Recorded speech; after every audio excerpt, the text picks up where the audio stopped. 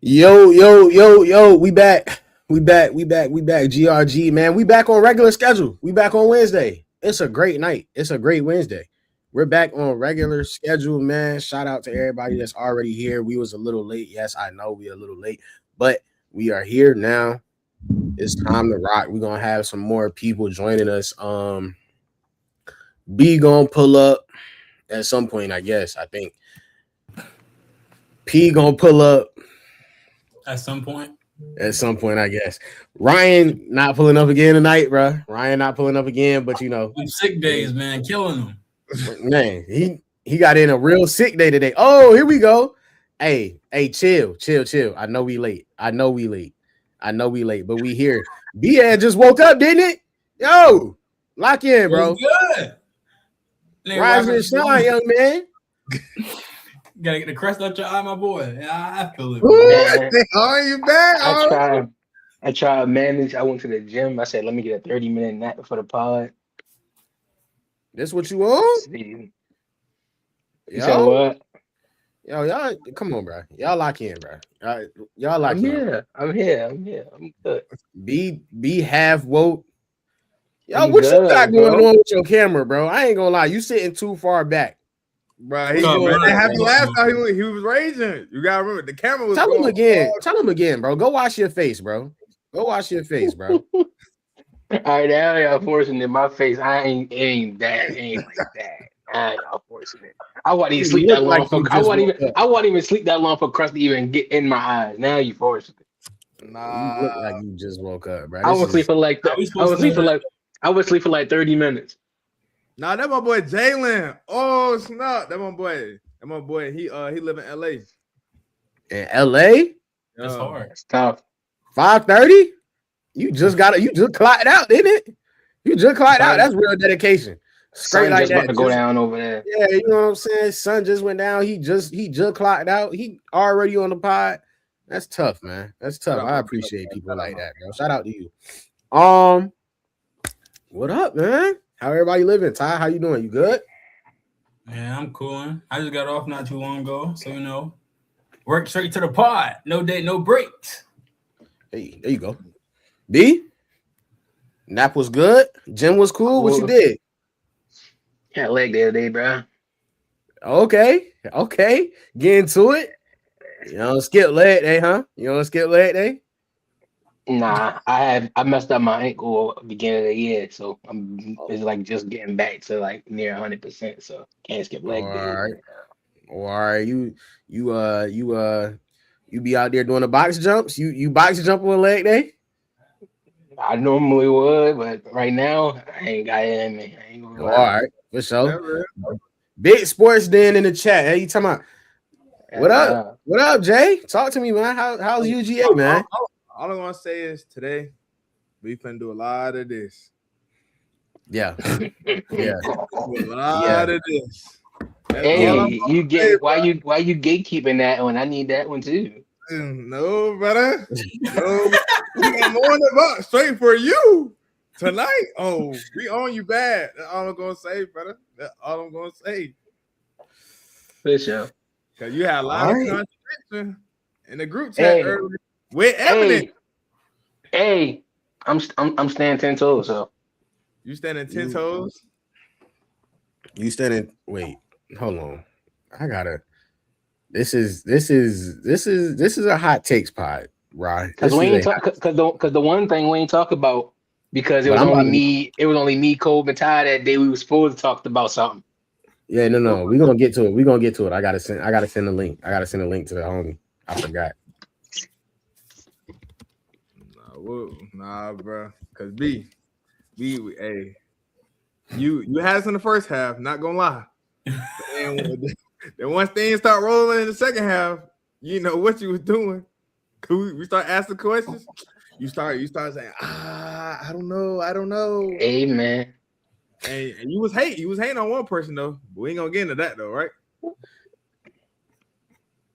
Let's start with the news. Let's start with the news. Let's get the show started so we can get to where we go. Sure. Let's start with the news. The biggest one. Brian Flores has decided to re-sign he not even re-signed. He signed a contract extension with the Minnesota Vikings, stating that if he doesn't get a head coaching job or if the right opportunity doesn't arise, he's just gonna go back to Minnesota and live out his tenure as a defensive coordinator. And I guess he'll try to carousel again. All right, bro. I ain't gonna. Cam started doing it. It's not even a camera. He just sitting so far back. He like It's a multitude. It's a multitude of things, and I don't feel like fucking with any of it right now. Excuse the okay, language. okay, all right. All right. This is we're so far removed from the plot right now. This is not GRG After Dark. It's not. I said apologize for the language because this ain't.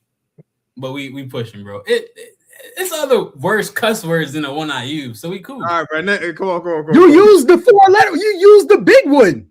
Come on, bro. Come on, All right, bro. Cool. Trolling. Trolling already, bro. Brian Flores, bro, signed his extension with Minnesota, saying that if he don't get a head coaching job, he's going back to Minnesota. Ty, what do we think? Starting with you, bro. Come on. I mean, I feel like this was kind of expected. If he don't get a head coaching job, I really didn't see him moving laterally to take another defensive coordinator job somewhere else. But being that my team interviewed him for a defensive coordinator job anyway, why not come? Look, prove yourself with us. Prove yourself with us. That's all you have to do. But fan bias aside, it's not surprising. It's not surprising. B. Did it come out, Ty, that y'all offered the job? He just declined? Ain't no way he went in the building and walked out the building with no job offer. I personally can't believe that. It's possible. It's possible. I personally can't believe that. What was the point of interviewing him to begin with? Because we've seen multiple teams interview him, and then now they have a head coach, or they currently don't have a head coach. I'm just kind of seeing, make me question how the league look at Brian Flores. He got interviewed for a head coaching position. As far as a DC, no questions. He got a head coach interview with a few teams. A few of those teams, I think, have a head coach now, or still don't have a head coach. And I don't think he would have said he was signing that contract extension, and the only way he's not staying is if he get a head coach job. It kind of tells me that it ain't many options that he got. True, not true. Jay. Flores to Black. Let's talk about it's a 50-50 on that. It's like what he said about Tua at the time, people were going against it, but later on, it was kind of true. But that's neither here or there. Flores, he's one of those people that I look at like Brian Hartline. Bro, stop staying there. Go leave. Like, leave. Go You're try the to biggest hater ever. You was one of them too? No, Hartline, bro. Hartline was there for over 10 years. How You're a hater. How's that hater? Did you see how good he was doing his job? I mean, it's like that. Yeah, he was 100%. I always said Hartline. He that boy when it comes to recruiting wide receiver. But it's like, bro, at some point in time, do you feel like you explore options outside of what you have, like to test your skills? Because you have to think, bro. He was there for. Bro, go back to Flores before I get tight, bro. Go ahead. Go back. Bro, look at you getting tight. Yeah, and that's why. Because Hartline Nate saying his recruiting is an understatement because it was everything. Like he has everything. Right. Yes, but for Flores, I think Flores, for what he wants, I think he wants to come in and set a culture, and I think it's a culture that not a lot of teams will accept because he's more on the rugged side, more hard nosed. I think some teams won't allow that to come into their building, but I feel as so if you don't want to get interviewed for the Steelers job or the Ravens job and try to like will your way to a job, think that he's going to be a defensive coordinator for a long time then because those two jobs screen security. I think that's what the main thing that people want in the NFL is job security. I feel as so if he doesn't try to get one now, he's going to the same revolving teams next year. Next piece of news: Chiefs bring back Eric Bieniemy Matt Nagy is looking at head coaching positions, I guess. You ain't got nothing to say about it, Cole? Oh, about what? Flores? Yeah. Yeah, I think y'all pretty much covered it, bro. I think it's not that surprising. I didn't think that he would make a lateral move. I don't know why a lot of people thought that he would. Yeah, I thought it was head coach or nothing. I think the more surprising part about this is it opens up the door for him to say no to other head coaching jobs. And maybe he doesn't feel as comfortable with his name in the head coaching market as people once thought. Like maybe he's not as sought after as people once thought he was. I think we all thought at one point when the whole thing started that he would be one of the most sought after head coaching targets in the carousel. Now, as things have heated up, he still does not have a job. I don't know Everybody if everybody ain't meant to be the big dog. So yeah, I was gonna say I don't know if that's completely on him. I don't know if that's a mix of him and other teams. I don't know what that is, but the facts are that he doesn't have a job, and we thought that he would be much higher touted than this. And I think that him signing this extension should give you thought and give you pause as to what's actually happening in his interviews. Why are you so just comfortable with just going back to Minnesota like that? Like, is that like a, you know what I'm saying? Like, why did you feel the need to sign that safety net? I don't know. I think that's different. Brian Flores. Do we believe Brian Flores as a defensive play caller is on the level of Robert Salah and Jeff Hafley? Because they got theirs ASAP. Like, you know, in my opinion, because they're top 5 to me. Like both of them, they're like elite as it get in the play caller on defense. Yeah, but who would you tell me how many do you think are better than Brian Flores? How many are better? No, my thing is like you had said about the teams that have a head coach position open. I don't think it's more so how many that's better. I think it was more so the options that were on the table and the two that everybody probably were looking for. That was DC. Yeah, those were the head coaches. They're off the table, that they were better. Yeah, you could argue that they were better. Yeah, I mean, I think it's also I guess the other part would be you would have to look at the teams that are still on the market. Are they all looking for defensive head coaches? And I don't know that all of them are. Now I think what's interesting about this is that the Steelers are still out there and the Bills are still out there. Are either one of them actually looking for defensive coaches? There's the sentiment that Daboll goes to Buffalo. There's the sentiment that if he doesn't go to Buffalo, that he ends up in Tennessee as the OC down there. That's back to what we was talking about the other day about the Steelers going in a different direction to focus on. That's what I'm saying. Like, so are these teams deciding to go in different directions from Ryan, who thought that they would all go defense or thought that they should go defense? I don't know, but if I'm like we've both said, if I'm Pittsburgh, I'm probably going offense. If I'm Buffalo, I'm probably going offense too, considering who my quarterback is. But yeah, try to do this before. We'll get back to it now. Bieniemy goes back to the Chiefs. Patrick Mahomes posted about it. He loves it. Travis Kelce loves it. Ty, what you got? It's the best move for them, for all parties involved. When EB got fired from us in 23, the first thing I said is that the Chiefs should bring him back. I thought, obviously, they parted ways so EB could try and get his head coaching job or whatever the case may be. It didn't work out like that. The Chiefs, when he left, the offense ain't looked nearly the same. I thought you know what I'm saying, they needed to come back together and see what they could do.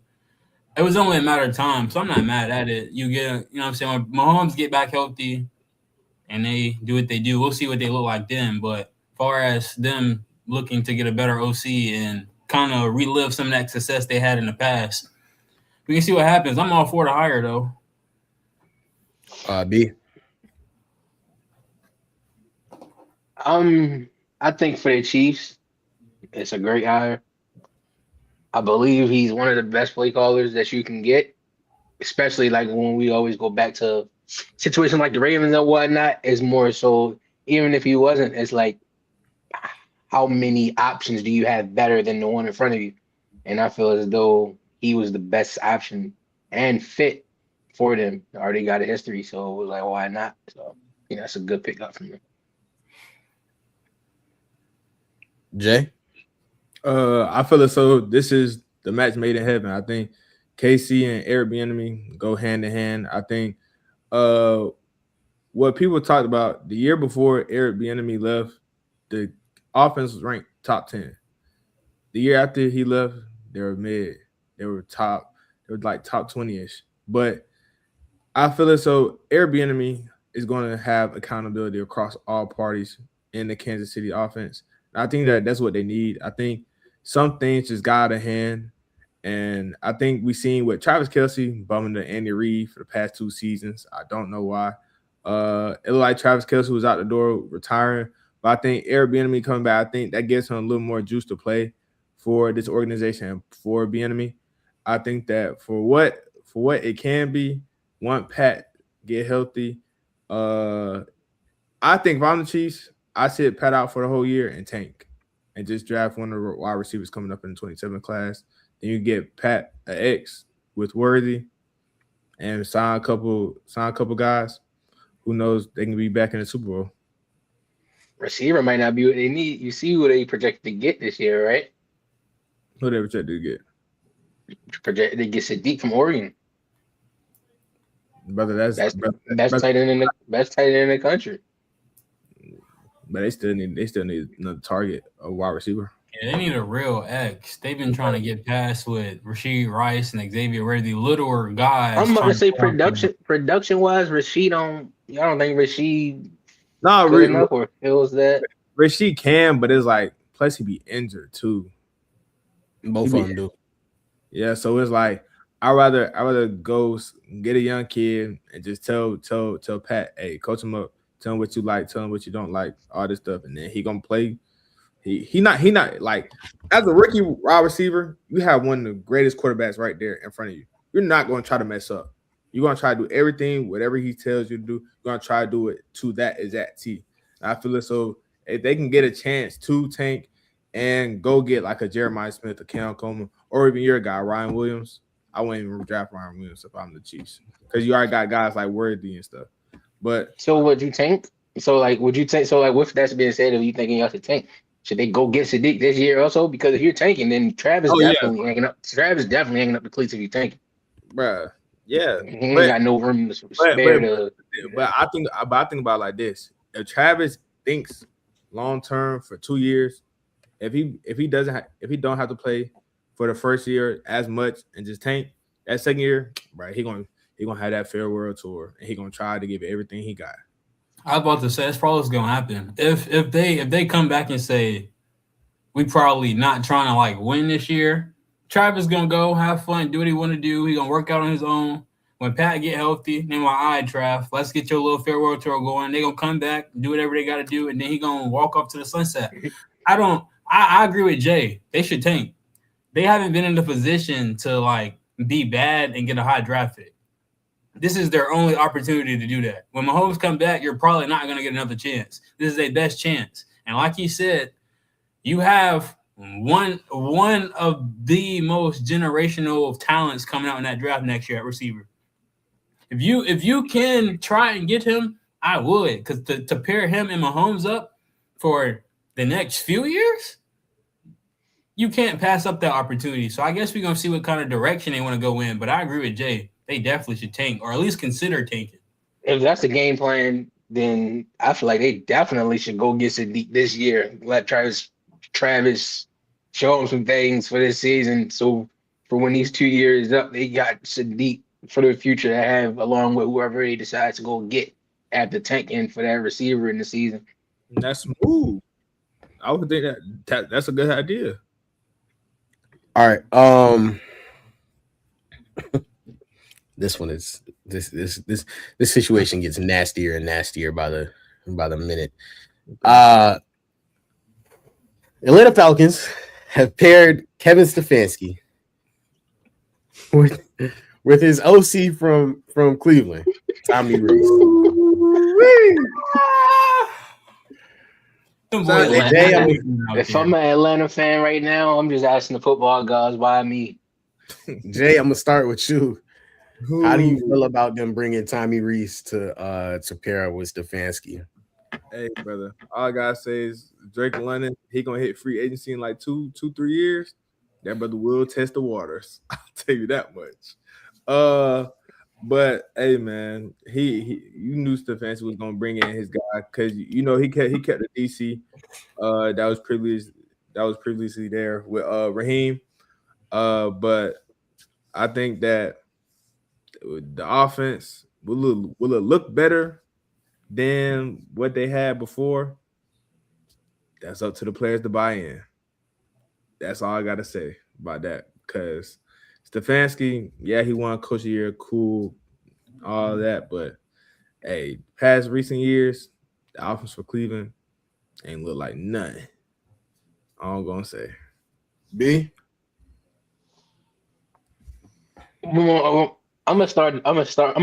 gonna answer that, but I gotta start off by asking, with Stefanski bringing that OC, right? Mm-hmm. In Stefanski's career in Cleveland, was there a quarterback outside of Baker that we looked at and said like he performed well on the team? Say that again.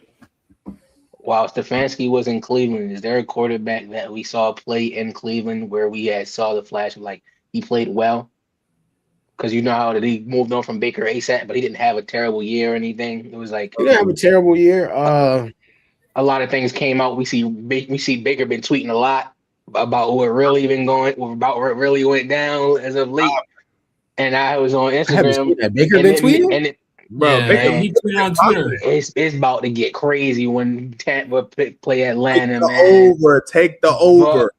But that's why. But I was on Instagram after Baker said all that stuff. It made me look and think like it make a lot more sense now about Deshaun Watson. And what I mean by that is Deshaun Watson wasn't like a one-hit wonder kind of guy. He's been the guy his whole career. He's been this guy his whole life. And he got to Cleveland, and it's just like he forgot to play football in one calendar year. And I'm just sitting like, was Deshaun the problem? Because I'm like, fall off that drastic in a calendar year after being where you just was, and you've been a guy your whole career. Impossible. So well, he started was like, right? He said what? He had that suspension before he actually started playing with them. Man, so that's part of the reason. I ain't saying Stefanski, but that's part of it. You feel me, Jay? It wasn't the physical attribute to anything, bro. His brain just was gone. What I'm also saying is, I agree with your point. They didn't have a quarterback where we thought was like, man, he's playing real good under him. But I also say this: I don't think this is gonna be interesting to see, because I think Stefanski, for his system he wants to run, he needs somebody like Jared Goff. I think Jared Goff could help him out.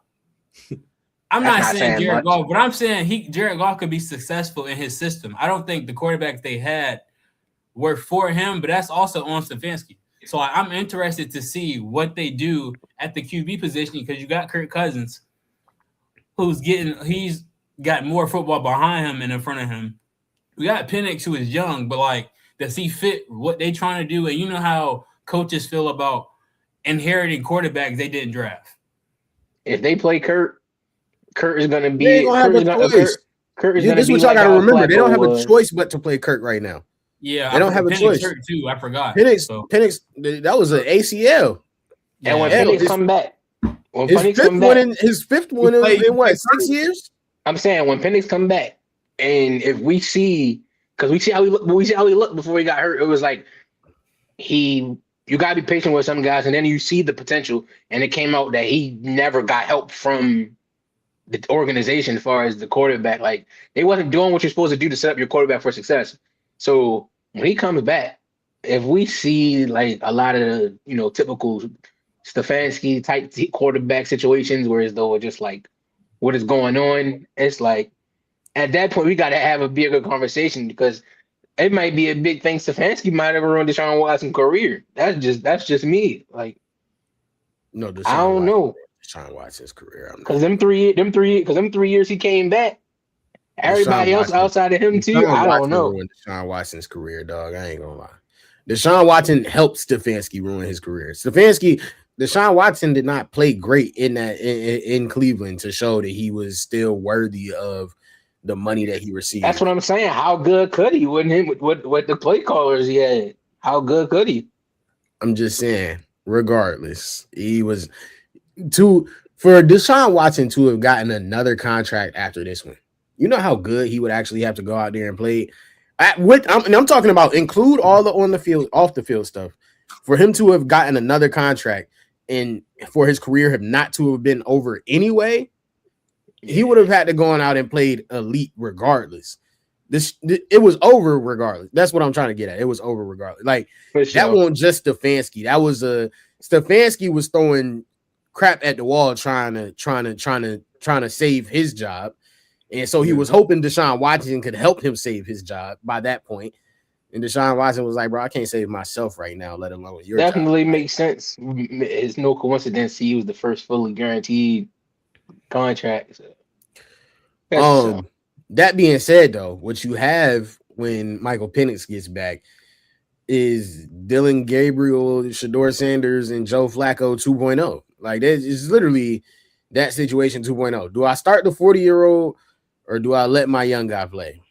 And we know how he feels. He's subject to start the 40-year-old. So I think they're going to sign a quarterback. Think they're going to sign a quarterback or draft. They're going to do something, bro. They're going to do something. I wouldn't be surprised. But here's the thing about it. He may be fine going and getting a quarterback in the third, fourth round and being like, hey, can one of these guys – and this is the other thing about it.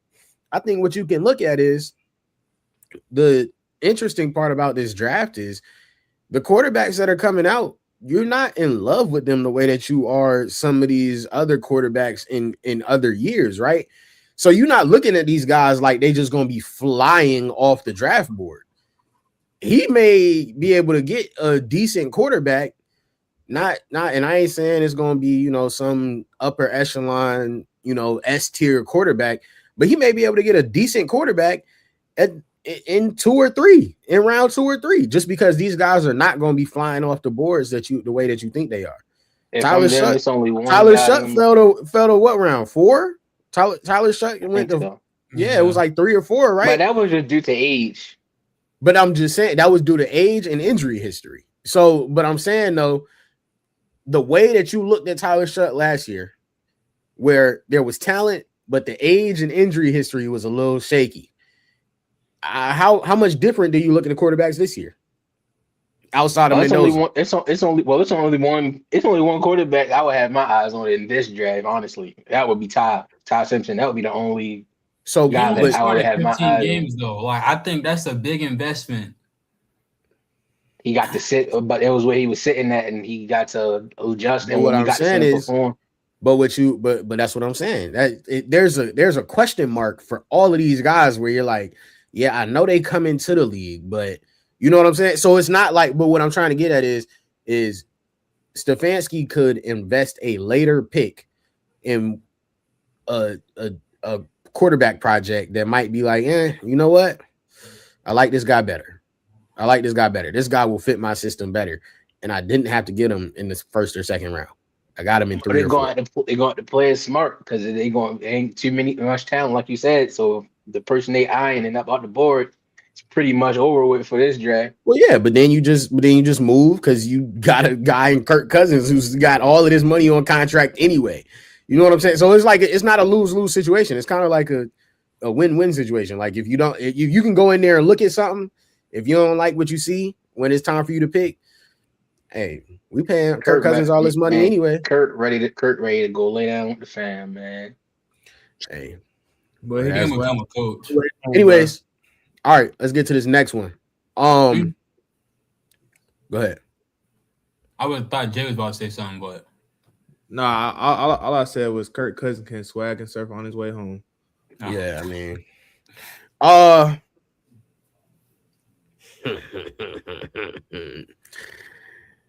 That laugh. Mike always- McDaniels. Mike Boy. McDaniels. Mike McDaniels. Yeah, Ty. Yeah, Ty. Y'all can't leave up out of there. Y'all can't get up out of purgatory that easy, Ty. Y'all gotta soak in that thing. Y'all, this is where all that trash y'all talked after one good season in 35 years.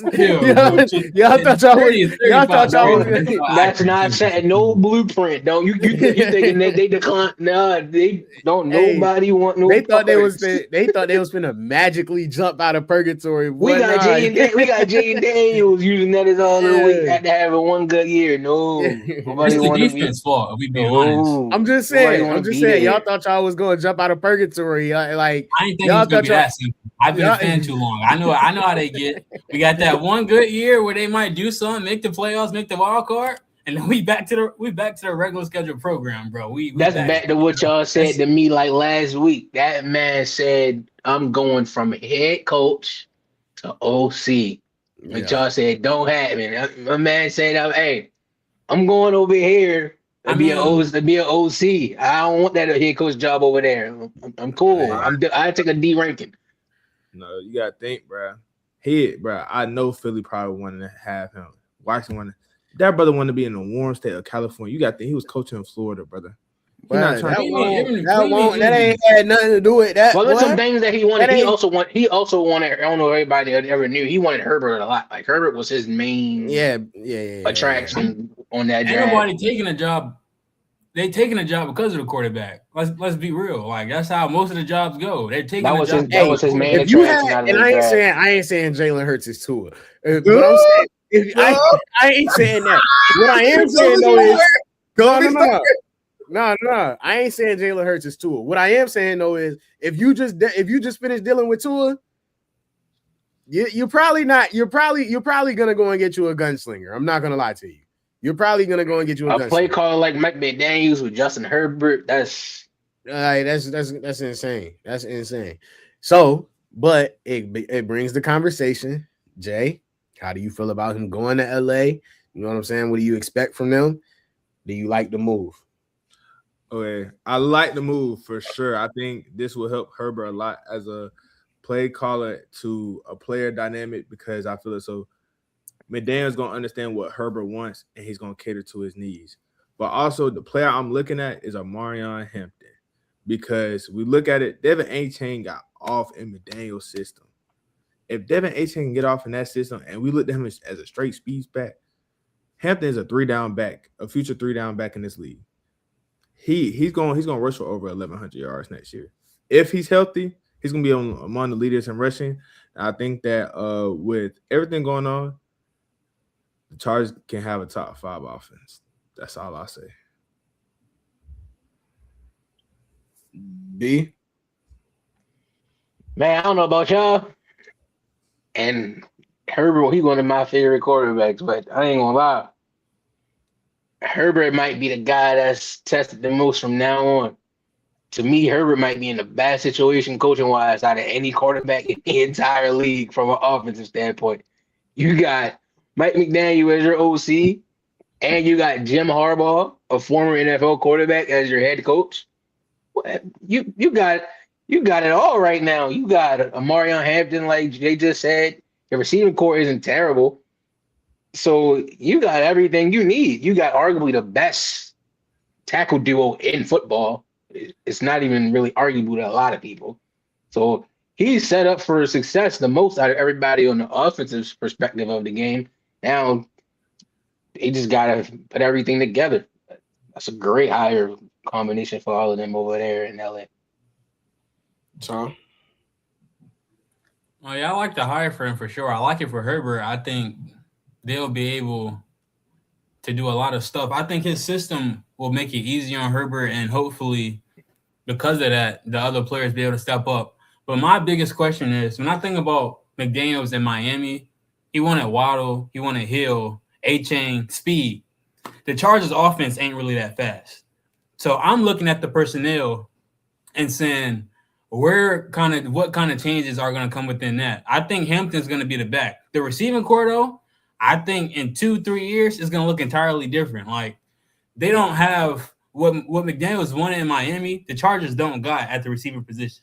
He might like Ladd. I think Ladd he fell off this year, but I still like his game and what he can do off the slide. Quentin, he showed his potential this year, but like he still leaves more out there to be wanted from him. And then OG is gonna be fine. Like they got the tight end position straight.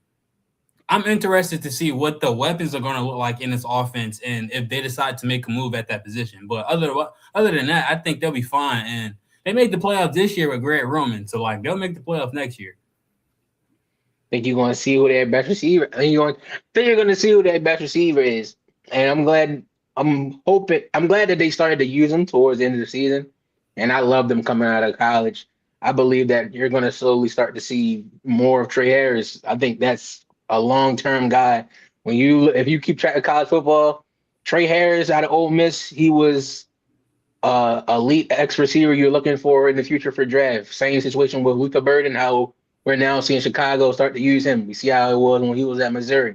Those were the two talks of college football coming out of the draft as receivers that you wanted to have. So I believe that Trey Harris, they're going to stick around with him long-term before, if anything, probably see, Keenan Allen, like we already agreed a while ago, he ain't got too much time left.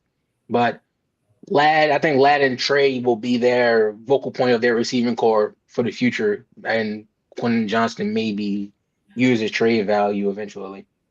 I think that to your point, Ty, I think that I don't necessarily agree. I think offensive coordinators like Mike McDaniel, and that was really one of his first.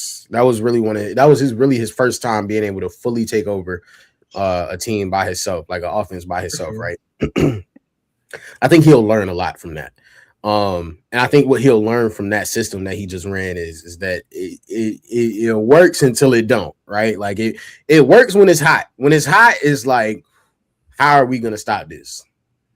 Until it doesn't, and then it's like, yo, I don't know how we gonna get this thing back on track. Also, that's a thing where timing is a big thing. You know what I'm saying? All of those things. Like, I think he's gonna have to learn a lot from his situation in Miami, where he can incorporate some of that stuff, but that can't be the same offense that he brings to LA. Now, that being said, Quentin is safe because his calling card coming out of college was a deep threat anyway. He was a deep threat. And we know Mike McDaniels loves the big play. We know he loves the bomb, right? So I think he's safe. I think your boy in the slot, I think he's good. He's shifty, he's shaky, he can get open in the slot. And him and the quarterback, they had a best relationship, right? So they're gonna be cool. And then I think Amarion Hampton is good, and we know OG creates mismatches for safeties and linebackers. So I think they have the perfect setup for what he wants if he can dial that in a little bit and I think he will have and him doing this in January, honestly, is amazing for Justin Herbert. Amazing for Justin Herbert. Them being able to figure this out this early is amazing because they will have plenty of time while Justin Herbert is healing. Like, hey, bro. Like, we don't even got to go out. We don't got to do nothing. Let's just sit in the film room for a second. Let's just figure out what you like, what I like, how we can mesh it together. You know what I'm saying? I think this is the perfect time for them to be able to do that while Justin Herbert is healing up from the toll that his body took this past season. So I'm glad that they were able to figure that out early. That being said, what do you guys take away from him deciding not to go to Philly? Me personally, hey man, you gotta want your quarterback. You gotta want the quarterback. You gotta want your own situation. And for everybody, Ryan included, Ty, Pop, wherever you at. Hey, Ty, is Pop on here? I don't even know. My door locked, so I can't even tell you right now. Yeah. For all of y'all that told me that offensive coordinators get to go to Philly and they get to run their stuff, they get to make their offense. To me, oh, Jay, was you not here for that? Was that the night that you was there? I don't think. Oh man. Oh my goodness. Jay, I sat here and argued Ty and ride down for an hour and some change, bro. They was in real life trying to tell me that offensive coordinators go to Philly and get to run their stuff, get to run their systems. Brother, if they It's a little could, disingenuous. no, if they could, guess what? They would still have a job. And I guess just what? No, you gotta think the Eagles. let's finish the point and then we'll get into it. Answer this question, Ty. How many offensive coordinators have Jalen Hurts had since Nick Sirianni been the head coach? 4 or 5. I think it's whoever coming up. It's like This one's gonna 5, be 6. like 5, I yeah. think this year coming up is gonna be 6. 2020 because it was 2022, right? So this would be 5. This will be This will 5. be 4. Okay. Do you not know all those guys he promoted in house was running Nick Sirianni's offense? And guess what? They got fired for it because it didn't produce. Fans were getting on Nick Sirianni. Nick Sirianni felt the pressure.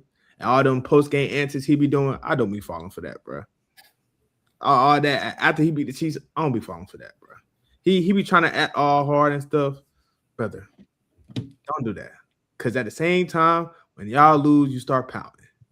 And I think that with the offensive coordinator job, I think that's one of the hardest jobs right now because there's so much expectation because all the talent surrounding that offense. And it's like, That's fair. if you don't put up 30 each and every game, we're looking at you like, bro, come on, what's going on? Bro, come on. Like, why isn't AJ getting the ball? Why isn't Devontae? It's always going to be something. If this is not one thing, it's going to be another. And I think that, first off, the offense line this year for the Eagles wasn't the best. They wasn't creating running lanes for Saquon like they were when on that Super Bowl run.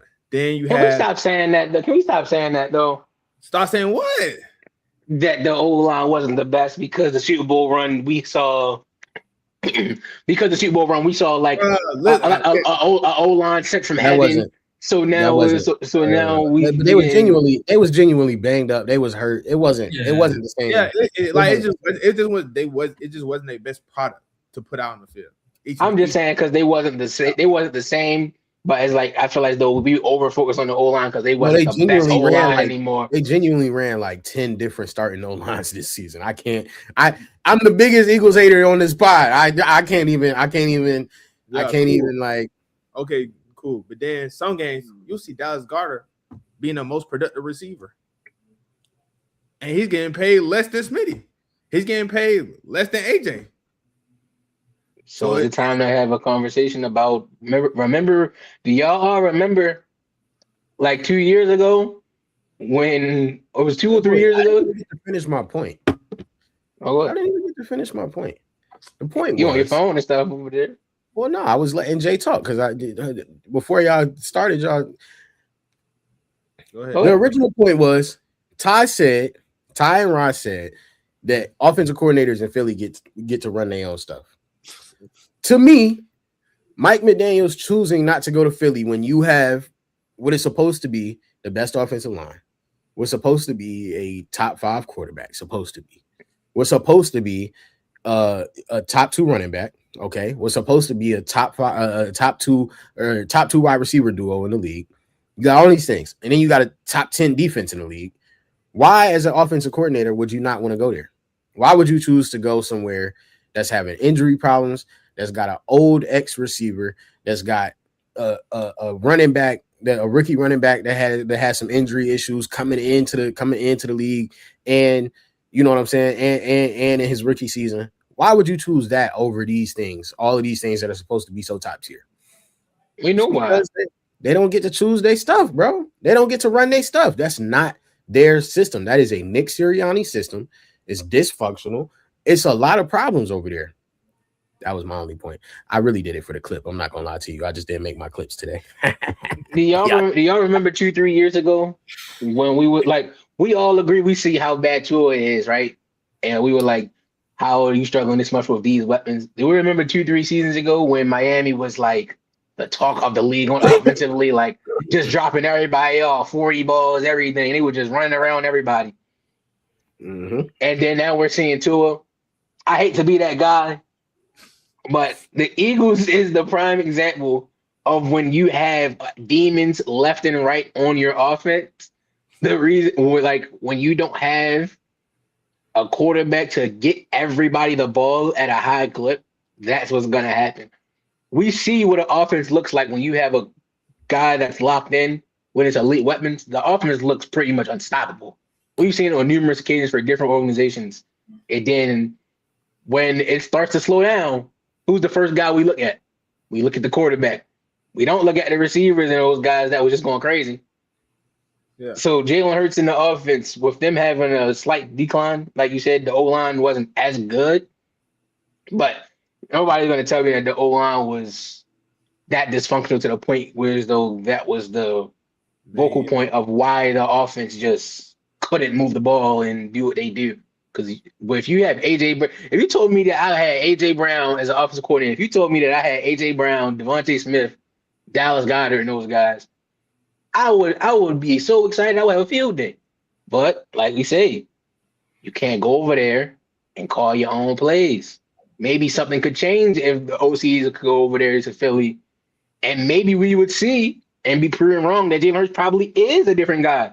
But we don't know because the OCs never get to come in and say, yeah, I'm going to give y'all my system, what I like to run, and see if Jalen Hurts can adjust the offense to a high-power offense. But we're going to continue to see this, and Jalen Hurts in the offense is going to continue to get the same criticism that they've been getting. All right. So what I'm going to say is, since this is Sirianni's system, if Hurts wasn't a quarterback, would the system be different? Wait, Yes. say that again. Since this is Sirianni's system, if Jalen Hurts was not their quarterback, would the system look different? I believe so. I believe Yes. you have to It believe so. was. The system's it's Nick Sirianni's system who's made for Jalen Hurts. See, I just don't know about that, bro. I just don't see how you could say that and you go and watch everybody that coaches that has been an offensive coordinator there. And they're offensive coordinators in other places. And no system that you've seen from any of the other offensive coordinators looks like the one that's running Philly.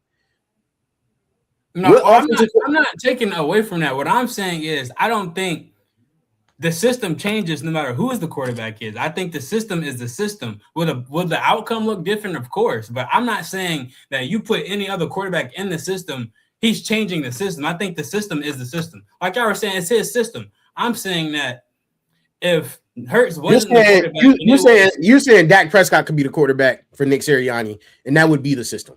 Yes, that's what I'm saying. Nick Sirianni, if he leaves today from that organization, it will be a complete different look on the offense. No, that's what he's saying.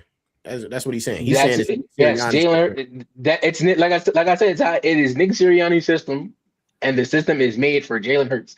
So in reality, it's not really Nick Sirianni's way. Oh, we gotta go do. Of playing.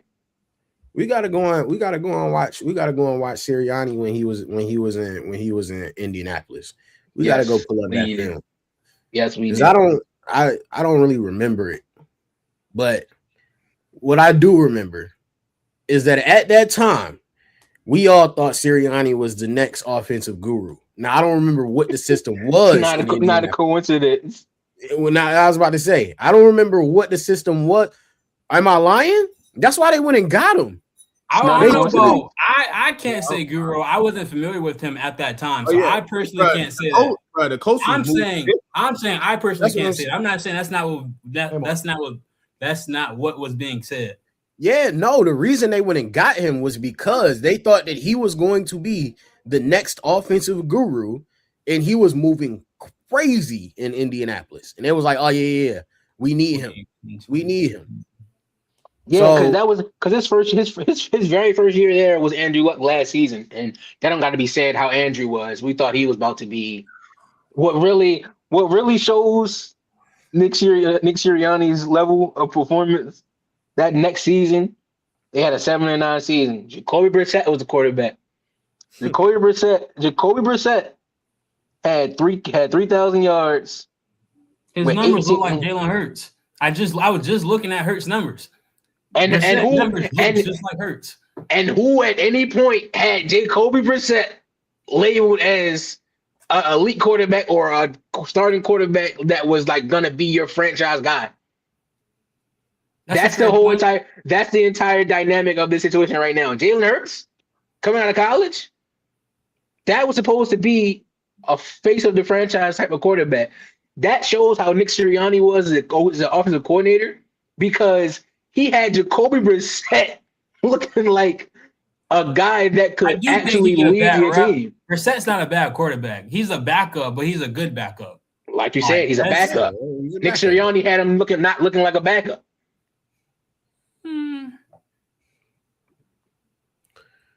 Fact of For the sure, matter though. is, the reason they went and got him, the reason they went and got Sirianni was because at the time he was supposed to be one of the next guys as a play caller, which is why he was the play caller.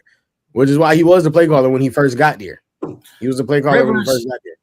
Rivers last year was 2020. That's Sirianni's last year, I believe. And They he had threw a for top. 4K, They had a top 10 I mean- offense with Phillip. Oh yeah. Just saying, they had a top 10 offense with Phillip. I just checked it up. I had to go fact check. I looked And I said, hey. and I ain't even gotta watch it to almost guarantee you that he ain't had Phillip Rivers running the same system he had Jalen Hurts running. They had I top can 10. almost They had guarantee top 10 with Phillip. Andrew Luck last year, they was 5th in the whole league, and with Jacoby Brissett, they were ranked 15th. Come on, bro. You would be crazy to tell me that Nick Sirianni, what we saying from him right now, was how he was willing to coach to them wins. What's the offense ranks since he's been in Philly? Interest. Let's see. How many years he been there? 5, 4, 5. Wow. What year was it? 2022 or 2021? 2021. Yeah, I think it was 21. Yeah, it was 21. Okay. Because 22 they went to Super Bowl, then they lost, then they won again. Yeah. 21. Okay. Since he's been there, because they got it on here too. Pro Football Reference, they got everything. So this season, they were 19th. Last season with Nick, He They was were hired they were- January they were 24th, 7th. 2020. they were 7th last season. Okay. The season before that, they were ranked 7th also the year before that. Okay. 2022 season, they were ranked 3rd. And before that, if that was, I think 2021 will be his first season then. No. He got hired in 2021. Okay, so 2022, that was 3rd. And then 2021. Well, they yeah, no, I guess were- 2021 would have been his first season. Fall 2021 would have been his first season. So the 2021-2022 season would have been his first season. Okay, so that wasn't his first year when they went 14-3. Yeah, okay. Yeah, 2021, they were ranked 12th. It's not bad, I guess. This year And was who was his the worst quarterback 2021? I think What? Jalen's first full year. Jalen Hurts. Oh, okay. That He was, threw for 31. He threw for 3,100 yards, had 16 touchdowns and 9 interceptions. The numbers still look around the same, so I ain't gonna say too much. But that's been a been a thing. That's also what I was saying. Like every quarterback we look at, Nick Sirianni, easily 4K. Jalen Hurts barely touching 3,300. Every quarterback before Jalen Hurts, like easy. Shout out to bro. That's all I gotta say. Shout out to bro. Shout out to bro. all We right. gonna see, man. I think I'm finished with my NFL news. Y'all got anything that I'm missing? Nah. I think the Raiders. Let's talk about Keon Coleman and the Bills owner, his comments. But we good off that. We can move. We can talk about that. Yeah, I go said ahead. that. We can talk. I we want can to talk about that. Keon Coleman and the owner's comments, but other than that, We probably can talk move. about that. What you B, think? go ahead. B, go ahead. What you think? What you think, Jay? I mean, what you thinking, Tom? You want to talk about it? What you think? I mean, from the information I received when we was talking about it in a group chat, he made his own bed, bro. Like we know owners be power tripping. We know that. Like it ain't even. We know they be power tripping. You give them the ammo to do stuff like that, bro. They gonna take the opportunity. But I didn't know he was out there missing meetings, being late to stuff. Like, what are we doing, bro? Like, what are we doing? But I'll say this. I think it is crazy to like cut the GM. He cut the GM off mid question and said, "Let me answer this," and then proceeded to throw one of the players under the bus. I just feel like He that's threw kind of him under the crazy. bus, but I will say he was out there trying to tell the real story because he was out there I feel saying you, though. because his GM was like about to take the ball, take the blame for it again. Like, yeah, bro, I made a bad decision. But nah, he was like, listen, let me tell y'all what the real is. Sean McDermott wanted that man. Sean McDermott and his staff wanted that man. We ain't want him, all right? Let's get to it. He had to shut all of that down. But it's nasty. But listen, folks be saying the money ain't gonna change you. When you get some money, brother, you don't care. You don't care. Like I said earlier, bro. Both parties is wrong, bro. Like both parties. That wrong, was bro. that was just a bad way to go about how Keon was missing whatever the case may be. And then on Keon part, it's also dumb on his part from missing meetings and everything. And just you can tell from before he even laced up with the Bills when he was saying, oh, he's funny from the interviews and everything, like his demeanor and everything. Like he just think I can be honest. Keon, he thinks he's better than he is, quite frankly. I'm gonna be honest. And frankly, that's just not, he can't carry himself like that because he's not, and this is the NFL, he's gonna quickly learn unless he's decided to really elevate his game. I wouldn't be surprised if we continue to see the same things from him, mediocrity. Like he's not going to be with Buffalo too long, and he's going to start getting those bus conversations if he doesn't fix something, because we already knew he wasn't that fast. We knew he couldn't run routes. He's a physical receiver. So unless he starts to use that to his advantage more and make sure to show up and not have any off-field distractions, it ain't going to be there too much longer in Buffalo. Yeah, for sure. Let's get to some of this other stuff. Anybody want to start? If somebody want to start? Jay, do you want to start? Matter of fact, let's do a full screen on B. B. You can go ahead. You can start. You can start us. What is the topic of discussion, man? I'm trying to figure that out. Hold on. First of all, let me undo that. Listen, we an hour in. I know I said it was Hot Take Wednesday, so we're gonna start that now. I appreciate y'all pulling up. Like, comment, subscribe, tell a friend, all that good stuff, man. You know what I'm saying? Like, comment, subscribe, tell a friend, and tell their mama, all that good stuff. If you like to talk ball, if you like to argue sports, debate, all of that good stuff, official GRG Discord right there. Join the Discord.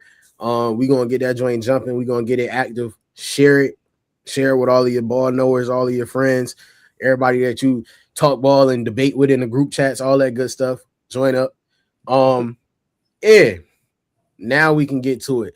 If you have questions or comments, drop them in the chat. If you got something you want us to debate, drop it in the chat. It's Hot Take Wednesday. B, give me your hot take of the day, man. Is this the one from last week? No. We're gonna get to that one. Oh, what hot take did I have? Bruh. You always got one. It's your time. You know what you said? What was I'm dead serious. Which hot take was it that we talked about earlier that y'all wanted me to talk about? Because I genuinely don't forgot. It's Jetta's top 5. We can start there. Okay. Thank you, Ty. The man at the clueless. Okay. It's Jetta's top 5, bro. Let me know. As of the end of 2025 football season, I don't believe that Justin Jefferson is top 5. That's just me personally. I have him about 6 after the 2025 season. He already dropped from my 1 when he had that season last year with Sam Darnold. So it's not just looking at numbers. So, but that's just my personal preference again. So, yeah. Why? Kobe got that clip, right?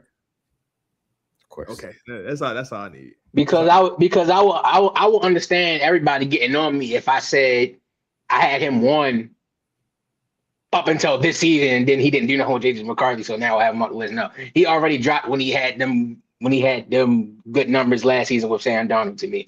So the numbers isn't the thing. Like I said, if it was numbers I was only looking at, he would still be top 3. But So you got to So tell what us is why he the not five top 5. The Who's 5 the five? receivers you have in front of him, what do they do better than Justin Jefferson for you Well, to first put of all, them in? who is the top 5? The 5 Great- receivers better than Justin Great Jefferson. questions. Great questions. I want to not hear. in not in order. I don't care how you give it to me. The 5 you think that's better. Oh my- Let me hear them. Jamar Chase. That's the only one I let slide. That's crazy. Malik Neighbors. Better? No, Then let's talk. Let's talk. Justin- Let's talk. CeeDee Lamb. Okay. Jackson Smith and Jigba. Okay. And Puka Nacua. Woo! You have one more for us to put ice on the cake? One more. Can't really think that far. So he's no lower. He's definitely no lower than 7 for me or 6. But I can't think of anybody. I have one. Garrett Wilson, nah. Garrett Wilson, he's not above him. Garrett Wilson, he's like right after him, I think. I feel like Garrett Wilson get too much. I feel like Garrett Wilson get too much slander. I think like Garrett Wilson is right after. Garrett Wilson is right after Justin Jefferson. Yeah, for me. Yeah. I think Garrett Wilson is the narrative that everybody's trying to push about Justin Jefferson, he don't need much. Just give him somebody decent. And we seen he didn't have somebody decent for the first time. I think that is Garrett Wilson is literally the blueprint of that. And we've seen it from the start of his career. Who has Garrett Wilson had every year since he's been in the NFL and the New York Jets? And what does his numbers and his production look like? Okay. Man, Tell me why. I got a receiver that's done the same thing. He play on my team. So who's that? Terry Terry McLaurin. McLaurin. Terry do be balling, bro. And he had bro, come on now. He had 13 different quarterbacks still putting up 1K. You're a Commanders fan. Saying. So you're a Commanders fan, so you definitely don't want to know what I got to say about Terry McLaurin. Watch out. You ain't got to say what about him? B, don't start with me, B. No, B, don't start with me, B. Watch out, bro. Watch out, bro. Watch out, bro. He's not even top 15. Watch out, bro. Watch out, bro. Watch out, bro.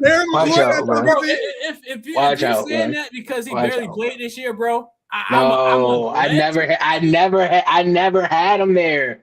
Watch out, bro. Watch out. You was talking about Malik Neighbors, bro, and all. Listen, Neighbors is gonna be nice. But you're talking about. I'm not gonna lie. Off of one season, half a season, it shouldn't be a soul in the world that think Terry McLaurin is better than Malik Neighbors. I hate to break that to you, bro. It shouldn't be a soul in the world that think that Terry McLaurin is better than Malik Neighbors. I don't care about prime. One mic. Go ahead. When Malik hit his prime and you tell me that, I'd be like, you know what? Maybe so. But right now, today, we're talking about somebody that was the All-Pro last year. Like, come on, bro. He's not better than Terry today. Will he be? Maybe one day. I can take that. But we're talking about right now, today, bro. I'm not taking that. Terry can do everything at the receiver position. What are we talking about? Deep threat. He can catch slants. He can catch digs. He screen game. What can't he do? Terry McLaurin deserves, and we can check the numbers. Like I told you, 13 different quarterbacks, straight 1K seasons. Come on, bro. We can pull the numbers up. Trying to tell me he not top. You was finna put Garrett Wilson in your top 10, saying that with no quarterbacks, he's putting up production. Check Terry's production with no quarterbacks. Before Jaden Daniels, come on, bro. We had Taylor Heineke throwing him the ball. I had Carson Wentz throwing him the ball. Jacoby Brissett. Bro, I can go down the list. We're not doing that today, bro. That's why I said numbers is just half of it. One day in the future, bro, for sure. Today, no. So is Terry McLaurin at his peak right now to you? Hold on, Jay. Is Terry McLaurin at his peak right now? I would, because he was hurt this year, it's hard for me to say yes. Well, peak includes last season. If his peak season was last year, you could say he's in his peak. He's probably in his peak or hitting his peak for sure. How many games did Malik Neighbors play last season? His rookie year. Neighbors? Yeah. When did he get hurt? Like midway through the season? Okay. And he played, and it was on and off the second half of the season. So I mean, I also this question: Do you believe that Terry McLaurin? Do you believe that last season Malik Neighbors' rookie season was better than any year Terry's had? Terry was the All Pro last year, so no. I asked you that. Based on when we saw Malik Neighbors on the field, that same guy must I add before he got hurt was the leader in catches and yards as a rookie. Was Terry McLaurin better than Malik Neighbors last season? Bro, Terry last year clears whatever Malik was gonna do this year. Terry was an All Pro. Malik was never gonna be an All Pro. So regardless, who wasn't gonna be an All Pro? Malik Neighbors. What are you talking about? Watch out, bro. We couldn't have been watching the same football season. We couldn't have been watching the same Malik Neighbors that was getting these conversations as a rookie that was leading the league in catches and yards. That was on pace to pass Odell Beckham and everything. You're saying the Giants, who won how many games this year, was going to get him as an All-Pro. It was not happening, bro. That alone was going to disqualify him from being an All-Pro. What? Them being ass. The Giants suck was going to qualify. What are we talking about? Your team being bad, this automatically knocks you out of All-Pro now? What are we talking about? Damn near. All right, bro. All right. B. Back to you, bro.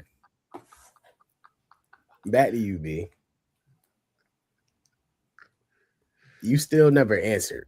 Why is Jettas not a top 5 receiver in the league?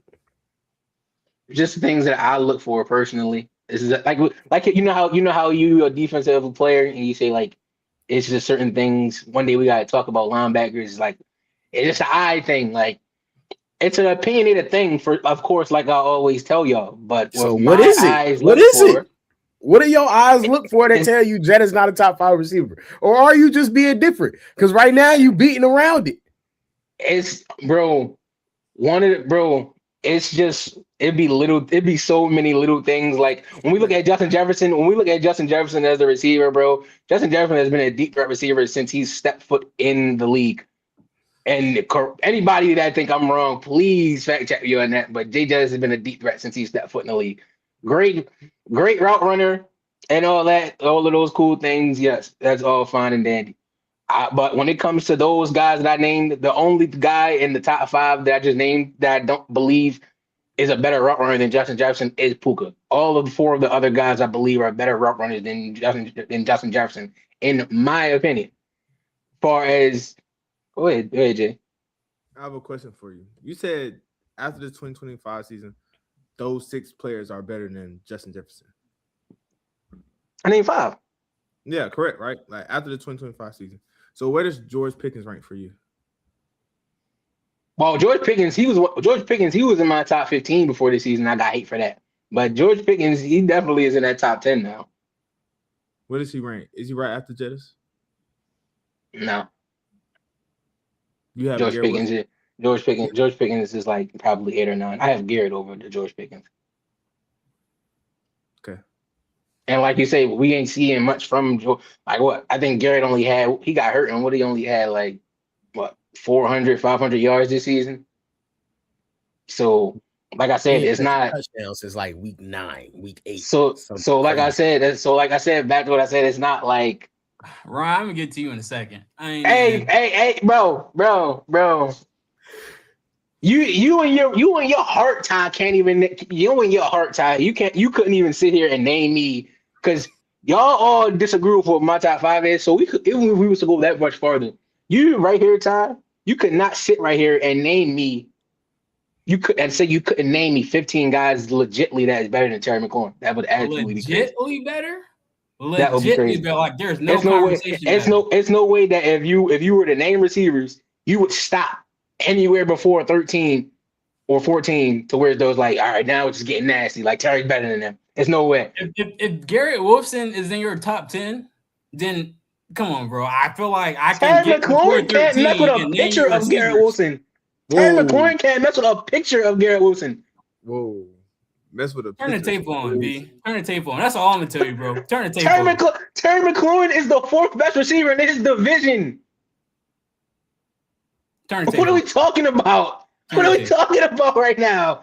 He's the fourth best receiver in his division. And somebody please correct me if I'm wrong. He's the fourth best receiver in his singular division alone. He's not better than A.J. Brown. He's not better than Devontae Smith. He's not better than Malik Neighbors. He's the fourth best receiver in the division. How many more teams? He was hurt this year, bro. I'm gonna let you have it because he was hurt, bro. No, it's not just because of that, bro. When we snap back next year, it's not just that. Pull this up, and I'm gonna let you know, B. Bro, he was all pro last year, like you just said. I still didn't have him top 15 last year. He was all pro. I still didn't have him there. Top 7, but Terry McLaurin can't be top 15, and he was an all pro last year. They are nowhere near the same. What has been done in his NFL career to make him top 10? Please, they are literally nowhere near the same. You can't even. How many years has Garrett Wilson been in the league? 4, 5 now, somewhere in there. Name me every quarterback Garrett Wilson's had, since you want to keep saying who Terry McLaurin's had to throw the ball to him. Name me your quarterbacks that Garrett Wilson's had. Did Aaron Rodgers not play on that team? Since you want to talk about, did Aaron Rodgers not play on that team? They went and got Devontae Adams. So let me know who. Terry ain't played with a receiver. I didn't ask you as talented as Devontae. I didn't ask you about who. I didn't ask you about that. I'm saying just name me the guys. So I'm gonna let you go ahead. Name me all the quarterbacks Garrett Wilson's had to throw to. Wilson, Aaron Rodgers, Justin Fields. Who else was stepping on that field for them this year? He might have been hurt when Brady Cook was playing. Who was before that? I think like Mike White. Yeah, Mike White. Who else, B? Since that's your guy, who else? I'm genuinely asking Todd because it's to the point where though out of every quarterback you name, the only guy that you're gonna sit up here and try to say that is a good quarterback is Aaron Rodgers. Terry, bro, before JD5 got there, bro, Terry was going through it, bro.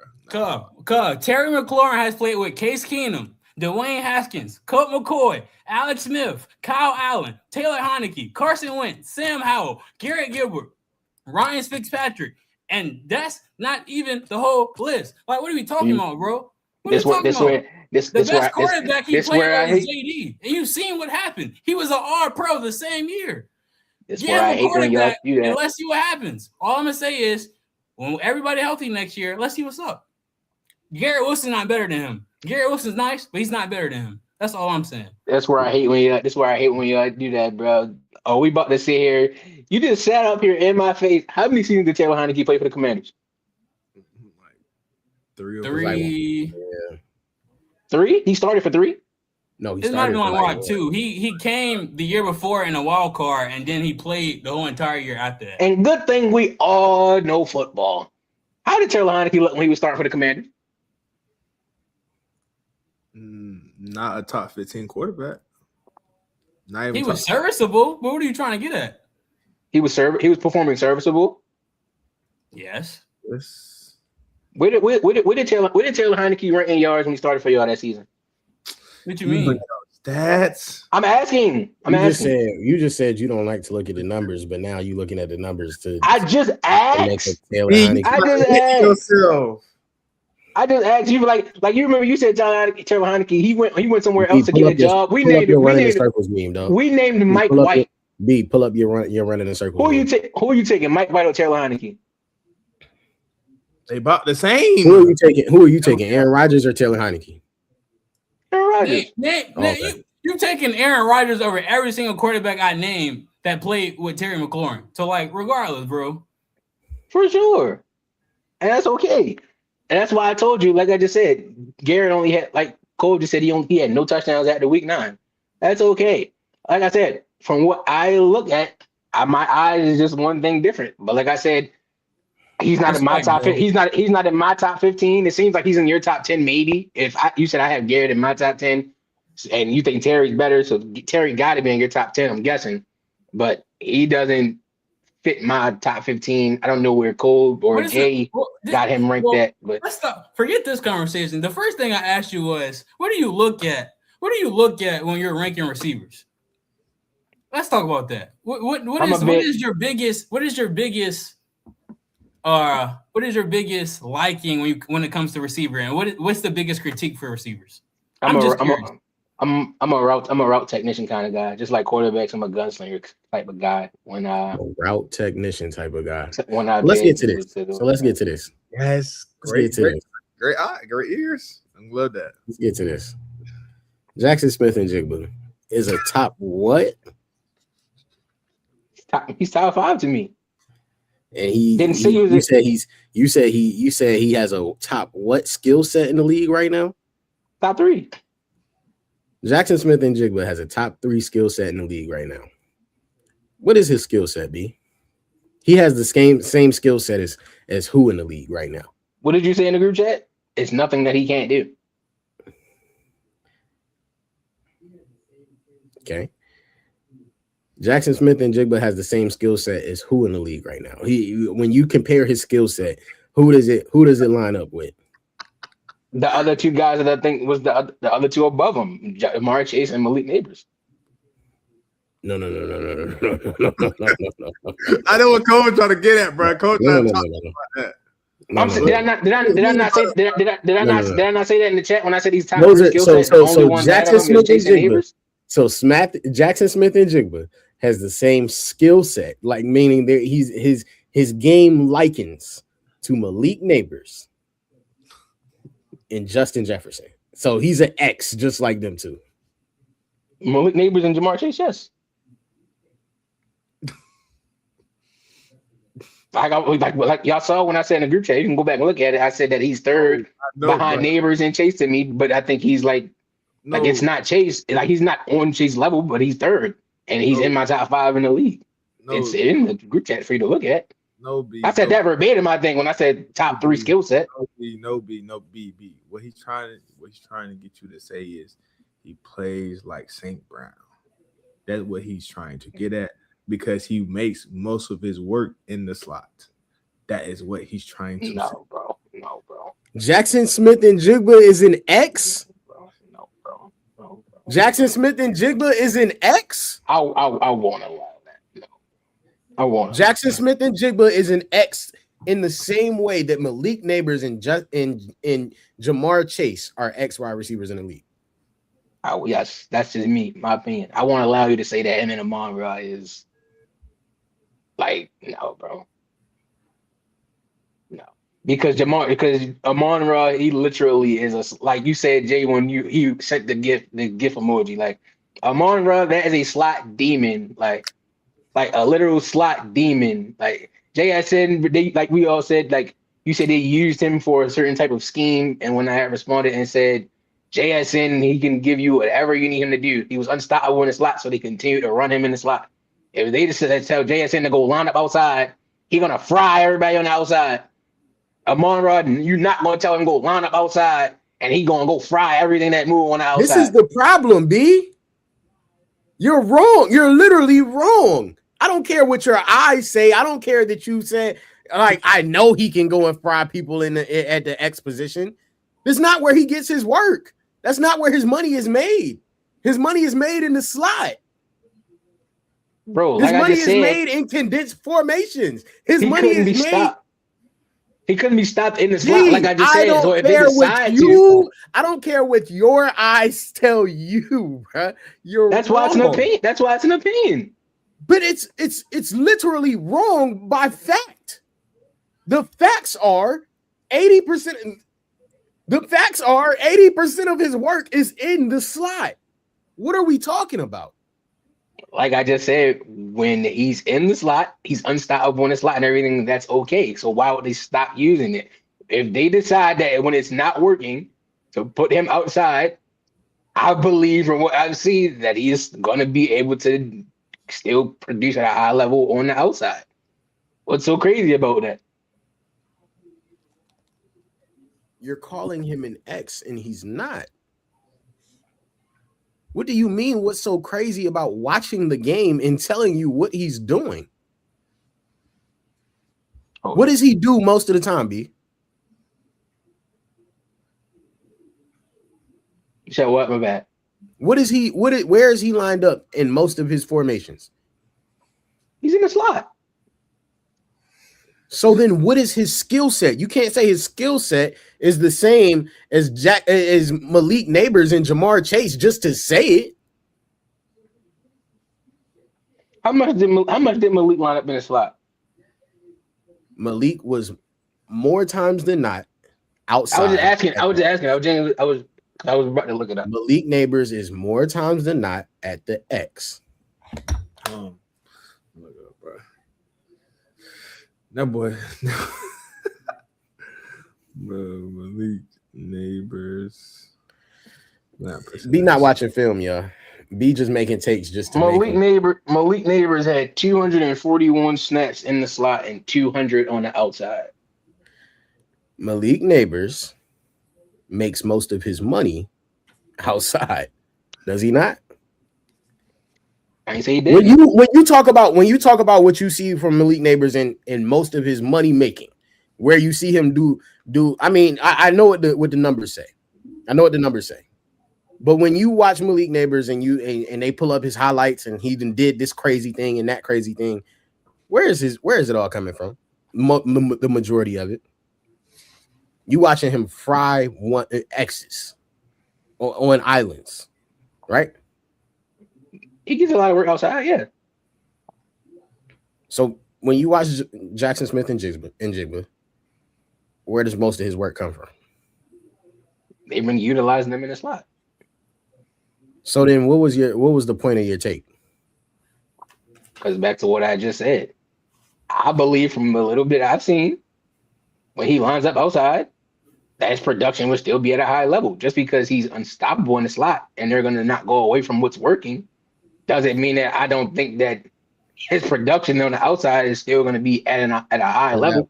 Just because he's at another level, he's an outworldly level when he's lined up in the slot. That doesn't mean that I don't think when he lined up outside, he's still going to be Tough Shot Maker. Tough Shot Maker probably got about 20 off of tough shots tonight, though, right? He probably got his, go with that, bro. He probably got his tough shots off, though, right? Hold on, bro. We about to keep doing that with my man's like the team as an entirely is just not. No. Michael Porter Jr. man. That's your man. That's his man. That's his man. Brother, he had 12 points, a whopping 4 for 14, and 3 for 9 from the 3-point line. Let's give it up for MPJ, man. What a great night. And that's my problem and show about the teams and everything, because they just went 120 to 66. How did Jalen Brunson play? What did he do tonight? Brother. How many tough shots did I'm just asking, how many points did Jalen Brunson have? And what did he shoot? 28 for 17, 1 for 8 from 3. Come on, get out of here, bro. Yeah, they won by 60 burger. That sounds like help to me. Brother is talking about help. Brother, it took them 6 minutes to score in the fourth quarter.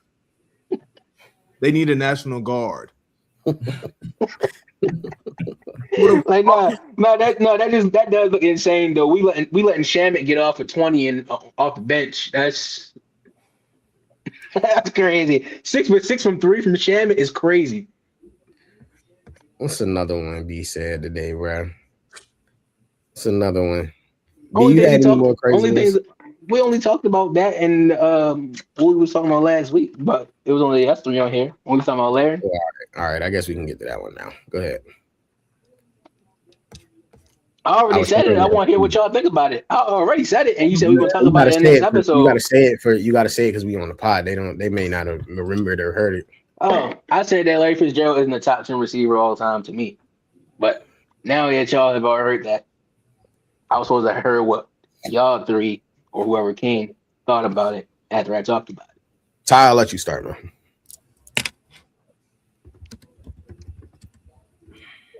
I want to say he is,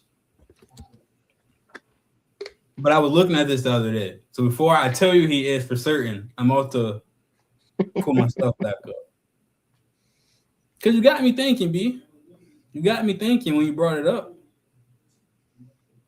Is Larry Fitzgerald better than Devontae Adams? Take the youngin and what you hear, what was all of that. When we watch Larry Fitzgerald and you watch Devontae Adams, who you think is better? The only reason why I'll chime in on this is because Adams has had 2 all-time quarterbacks. I was about to say that as well. That be making it hard sometimes. Bro, y'all are killing me. What did he do when he went to Vegas? He did the same thing. He became a deep threat when he went to Vegas. But let's not act with the Jets, bro. With the Jets, people were calling Devontae Adams need to retire. Who are these people? So when he was on the They Jets, really thought it was the end. I ain't gonna lie. You Oh being my nasty. God. You being disingenuous. If you I not heard nothing. I heard everybody saying that they didn't like how Rodgers was performing. I never was hearing people say Devontae Adams looked They like said he was them on as the a way out the duo door. were cooked. They said them as a duo were cooked and washed. What are we talking about? Well, I'm so glad I didn't hear any of those conversations because I would have been very everybody upset. was Saying saying it. Devontae Adams. The Of general all people. consensus was that they were done. Bro. When he went to LA, people were like, LA got like 2 good years left with him. If that. What? It's so nasty with Tate Adams to the point where though in 2024 when he played for the Jets, the entire season, hold on, how many games did he even play in New York? Hold up, bro, because this whole year wasn't even there. Nah, he got half a year. Remember, he had got hurt and was sitting for that hamstring when he was in Vegas at the end of his Vegas tenure. He was like, "Yeah, y'all got to move me." This sums up how crazy Devontae Adams is. He played 11 games in New York and had 67 catches, 850 yards, and 7 touchdowns. And we had people saying that this man was on the way out. 11 games, 67 for 850 and 7 touchdowns, and we had people saying he was on the way out. Do you understand? Do you understand how crazy that man got to be for people Were to you try to say watching it? them numbers? Were you watching it? I think everybody's watching it because the miscommunication throughout the entire team was just crazy. I think everybody was watching the Jets play. Time out. B. But I want to hear what you said, Ty. No, B. Every debate we talk about, you always say you don't look at stats. You're not a stat watcher. I like watching film. You're bringing up stats in every debate we had tonight. Every game that you watched with the New York Jets, when they had miscommunication, was Devontae Adams ever on the tail end of the miscommunication? Yes or no? Between Valdez, Scantling, and all those guys. Well, Garrett Wilson, Alan Lazard, and then who? I'm asking. Brother, I'm gonna keep this PG. Cole making the face, so I guess he got the answer. Bro, I'm gonna keep this PG, but it was terrible. Like the Jets were unwatchable at times throughout that time period. So, like, why would I pay attention to that when the product on the field was not even the best they could be with all those names on the team? You know what I'm saying? And it's like during that time period. Did you watch it? I'm genuinely asking, and I want you to be very honest, dog. My favorite quarterback. The Jets literally were the team that I was rooting for. You can ask Ryan. The Jets literally were the team I was rooting for the most out of the AFC. As soon as Rodgers left, I was like, if it ain't the Packers, I'm rooting for Rodgers in them. That's how I was, and I was watching a lot of those games. And when they went and got Devontae Adams, when we were seeing Alan Lazard and them guys have all them issues, when Mike Williams was out there looking crazy week after week, that had nothing to do with Devontae Adams. When Devontae Adams was on the opposite side of situations, it wasn't nothing that Devontae Adams was showing where it was like, oh wow, this guy, it might be looking like it might be time for him. No, brother, you have to think. Mike Williams retired, and he came back the same season to play with the Steelers. And you know who the Steelers had at quarterback? Russell Wilson. And that wasn't even prime Russell Wilson. That was when Russell Wilson, he was iffy.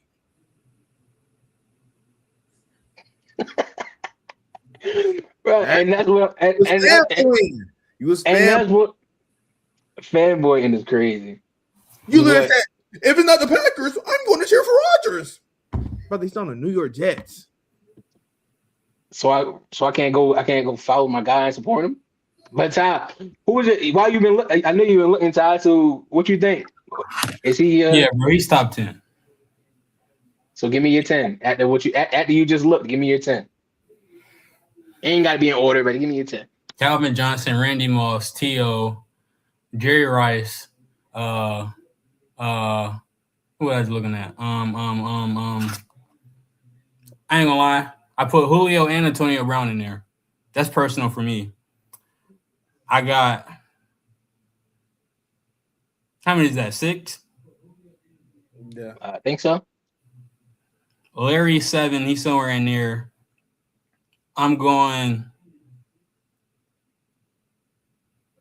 personal fave and Andre Johnson and Marvin Harrison. That's what is that? 9 now? Somewhere in there. He's making top 10 though for me personally. Jay, your list. No order. Well, respond to is he top 10 first? Because the people the people don't know how you feel about it. He's like 9. Okay. People in the list: Jerry, T.O., Calvin. I agree with Ty. Julio and AB, peak for peak, them boys was competing for that top spot in 2010s. I'll throw Larry in there. Ocho Cinco, he'll take my 10. How many is that? That's 8. Hold on, I gotta think about this.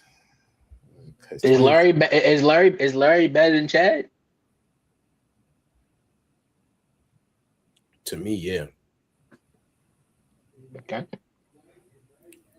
Chad was a great wide receiver, bro. But there was Chad is pound for pound. When you have pound for pound arguments, Chad was. I would say we could argue he's more talented for sure. Yeah, he was one of the most talented wide receivers you ever seen, most talented footwork you ever seen. All of those things, the production just never lined up. The production just never really amounted to what you wanted to. With a guy with that skill set, it never really, you know what I mean? It never really did what it needed to do. Yeah, Randy. Yeah, that's 9. Trying to think, cause you added Andre Johnson. That was a good pull. Is Larry better than Marv? Better than who? Nah, I don't know, man. Marv. He said Marv. Marv. Come on. Yeah, that's what I have. That's an argument. That's what I have. Yeah, I put Marv in my junk. I don't think I'm about to say Larry probably closer to 10 than he is to like 5 or 1. If we think back to that 2010s era, right? Like early 2010s, 2000s era. Where would y'all have him just in that era? Where Marv, Andre Johnson, Reggie Wayne, all of those guys, where would y'all have Larry in that era alone? You said, wait, say that again? The prime era for these guys, like 2000s and the first few years of the 2010s, where do y'all have him in that era? With Andre Johnson, all those guys. You're talking about a guy in that era who finished with what 17K. He's number 2 in catches, number 2 in yards. Like number 2 in catches, number 2 in yards, top 6 in touch. You just asked me. But I'm just saying, you asked me in those eras where he finishes, and you talking about a guy that goes down number 2 all time catches and yards, number 6 in touch. Like that should be your answer as to why he's top 10. If you call that the prime, and he has the best numbers, and he has the best number. Like I think this is where the argument gets crazy. You just said that was the prime era for wide receivers, right?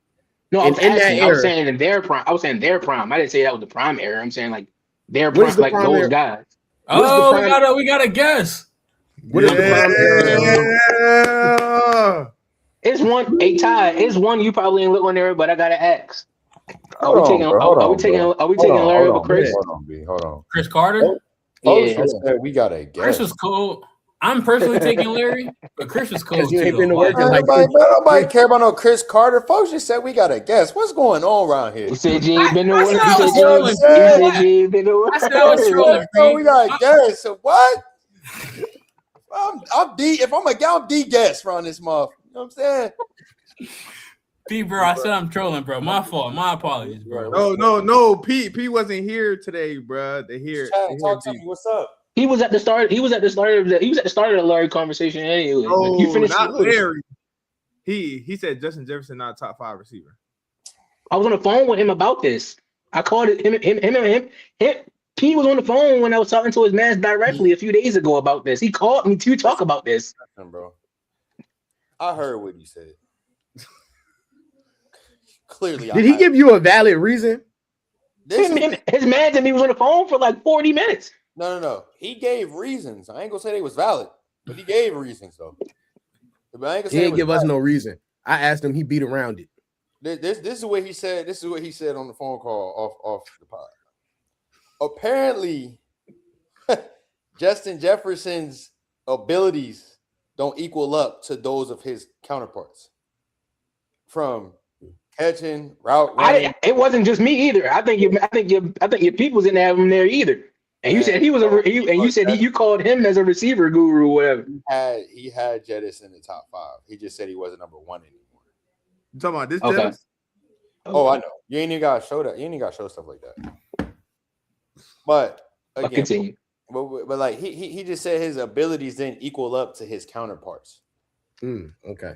Which was Now, just- yeah. Whatever. We off that. Can I get your list now? Can I get your list now, Cole? Now I got those two. what's the list about? He Top 10 he's on this receivers. Larry, I he's on had this to Larry think about it. Fitzgerald thing. He's on Because it this Larry seemed like Fitzgerald. the two guys that gave their list, it got cut very, very close for y'all to be looking at me crazy about I saying said he's he not top top 10. I said So- he's closer to 10 than he is probably I need 5 y'all- or 1. so but I he's need definitely y'all- top 10. Okay, so I need y'all. Well, Bro, Cole, you got Larry. He's in there. It's not even. He's top. It's not. I It is just not even- asked for I don't need to this. give you the. I don't need to give you my list to tell you that Larry Fitzgerald is top 10. Which He's you top just 10. asked. You just asked me to make a point, and you said you said in the prime. And what is it? B. What did you say your prime era of receivers is? You pretty much said it was the 2000s to the I early guess you could. 2010s. I didn't like that. Wasn't what I said at first, but since you're asking me a question now, I mean, you could probably say like the 2000s was the prime era. Okay. If that's what you want to go with, hold on, P. Let him have it. If that's what you want to go with, when did Larry Fitzgerald start playing football in the NFL? Maybe what 2012, 13, something like that. Brother. Did you just say Larry Fitzgerald was drafted in 2012? This is You the didn't ask me problem drafted. with your arguments, dog. You said This be the problem. you didn't say drafted. I said, when did Larry Fitzgerald start playing football in the NFL? I thought you said when did he stop playing? And you picked That's me. 2012? I said 20. I literally had said like 2013, but I remember he played against the Packers. He got drafted when the early two, like literally like the beginning of the 2000s. Listen, bro. How he first of all, Larry No Fitzgerald, matter what the question was. hold on, because he knows the answer to this. How many years did Larry Fitzgerald play in the league, B? Because you say it all the time. So tell me how many. Like what? 16? Like 16? 17, right? Yeah. And you said 2012 is when he stopped playing. But you said he got drafted in the early 2000s. Something ain't adding up, bro. He had said what year? I was wrong. I said 2013. He stayed there for a few more years after that. We need to have the rest of this argument at this point, dog. We need to send him back to algebra 101. No, bro. We need to have the rest of this argument. Buddy said he thought I asked when Larry Fitzgerald stopped playing football, and he said 2012, 2013. Exactly. But then followed up with saying, "Oh wait, he played against the Packers." It just came back into our memory. But like I said, there's certain people that we just don't agree with. Like you know how I feel about it because we stayed over here a little bit longer. Like The fact that nobody never named Sterling Sharp is absolutely disrespectful. But like I say, it is what it is. Move to the side, bro. Larry Fitzgerald was drafted in 2004. He played 17 seasons. 17. With one team at that. Do the math on that, B. When would Larry Fitzgerald 2021. That boy scratched off 8 years of play. I did. That's probably why he looked like wow. I did. You know, this is just as bad as when you told us we didn't watch MPJ at Missouri. We need to get that out. That needs to be clipped and put out. This guy. The argument put out right there. This is the same thing with Mike Evans. Like, would you say, like you said, the numbers and the production speaks for itself. Like what I said to you the other day, P. Like at this rate, is it not looking like Mike Evans is going to be like top 8, top 7 all time in yards by the time he hang up his cleats? Hey. Where's Larry Fitzgerald? He's second. Mm-hmm. And you just asked, does it not look like Mike Evans going to be top what? Like top 7, top 8? That's a whole 5 slots lower. And Mike Evans isn't smelling top 20, 25, anything all time. So if he finishes top 7 all time in yards, that comes off of the dude's point of him being consistent and the longevity. You said he ain't sniffing top 20 what? Don't do this, bro. We're not doing this, bro. Let's talk about Cole, what you were talking about. We're not doing this with Mike. We definitely not going that far. I'm not doing that. Why are you not sniffing top 20? Why are you not sniffing top 25? Go ahead, bro. I'm asking. You can give me 24 better? Go ahead, bro. All time, give me 25 better. Give me 25 receivers better than Mike Evans. Hey, bro, they so sad. Let's go. No, I want a full 25 if he's not sniffing it. If he ain't sniffing it, you gotta tell me. And these have to clear. Clear. I don't want no. Wait. You said 25 receivers are better than Mike Evans all time. He said he can name. You're not sniffing 25. He's not sniffing. You're not sniffing 25. That means it's at least 30 receivers. It's really at least 30. That means it's 25, and you only start getting nasty at about 31, 32, 33 is what you're saying. I don't know. That's not. I'm waiting. Hey, let's go. Hey, B. As I'm looking, and it's definitely making more sense. As you're looking, look and talk. Jerry. All right, so I want y'all to keep track. All right. Jerry Rice, Randy Moss, Terrell Owens, Isaac Bruce, Steve Smith, Marvin Harrison. What are you throwing your hands up for? Keep going, bro. Keep going. Oh, all right. Did I say Reggie Wayne? Andre Johnson, Chris Carter, Anquan Bolden, Julio Jones, Torrey Holt, DeAndre Hopkins, Devontae Adams, Antonio Brown. That's 15. We got 15. Michael Irvin, Calvin Johnson, Chad Johnson. Who else we got on here? Sterling Sharp.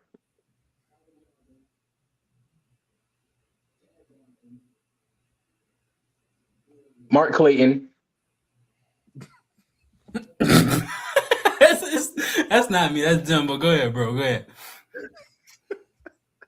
And then everybody after that is guys from like 1970. That's all in everybody's top list, but I didn't get to watch them play. But they're gonna be above him.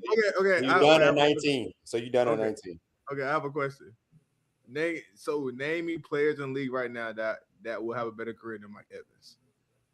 Just name them. Shit. You saying that's like a lot. I dare you. Shit. I dare you. Goodness gracious. Damn. That's a pretty hefty list right there. I ain't gonna lie. Shit, it's like three days. It's like shit. Do we say Devontae Adams already got a better career than him? Yeah, we are. You already said Devontae. No, I'm asking, like, are we saying Devontae got a better career than him already? Got you. I mean, No. Better career? You better if you telling me a better career, you better hope he go win one this year. Oh my god. that is true too. I just seen a post about that too. Adams get close to this magical Super Bowl he's been waiting for. Whatever they posted on ESPN. So what? So I gotta ask you up. So what is the Super Bowl due for Devontae Adams in y'all rankings then? Cause you said he go win. Cause you said he gotta go win. Cause you said he gotta go win one. You talking about careers? I mean, this is my thing, bro. This is my thing.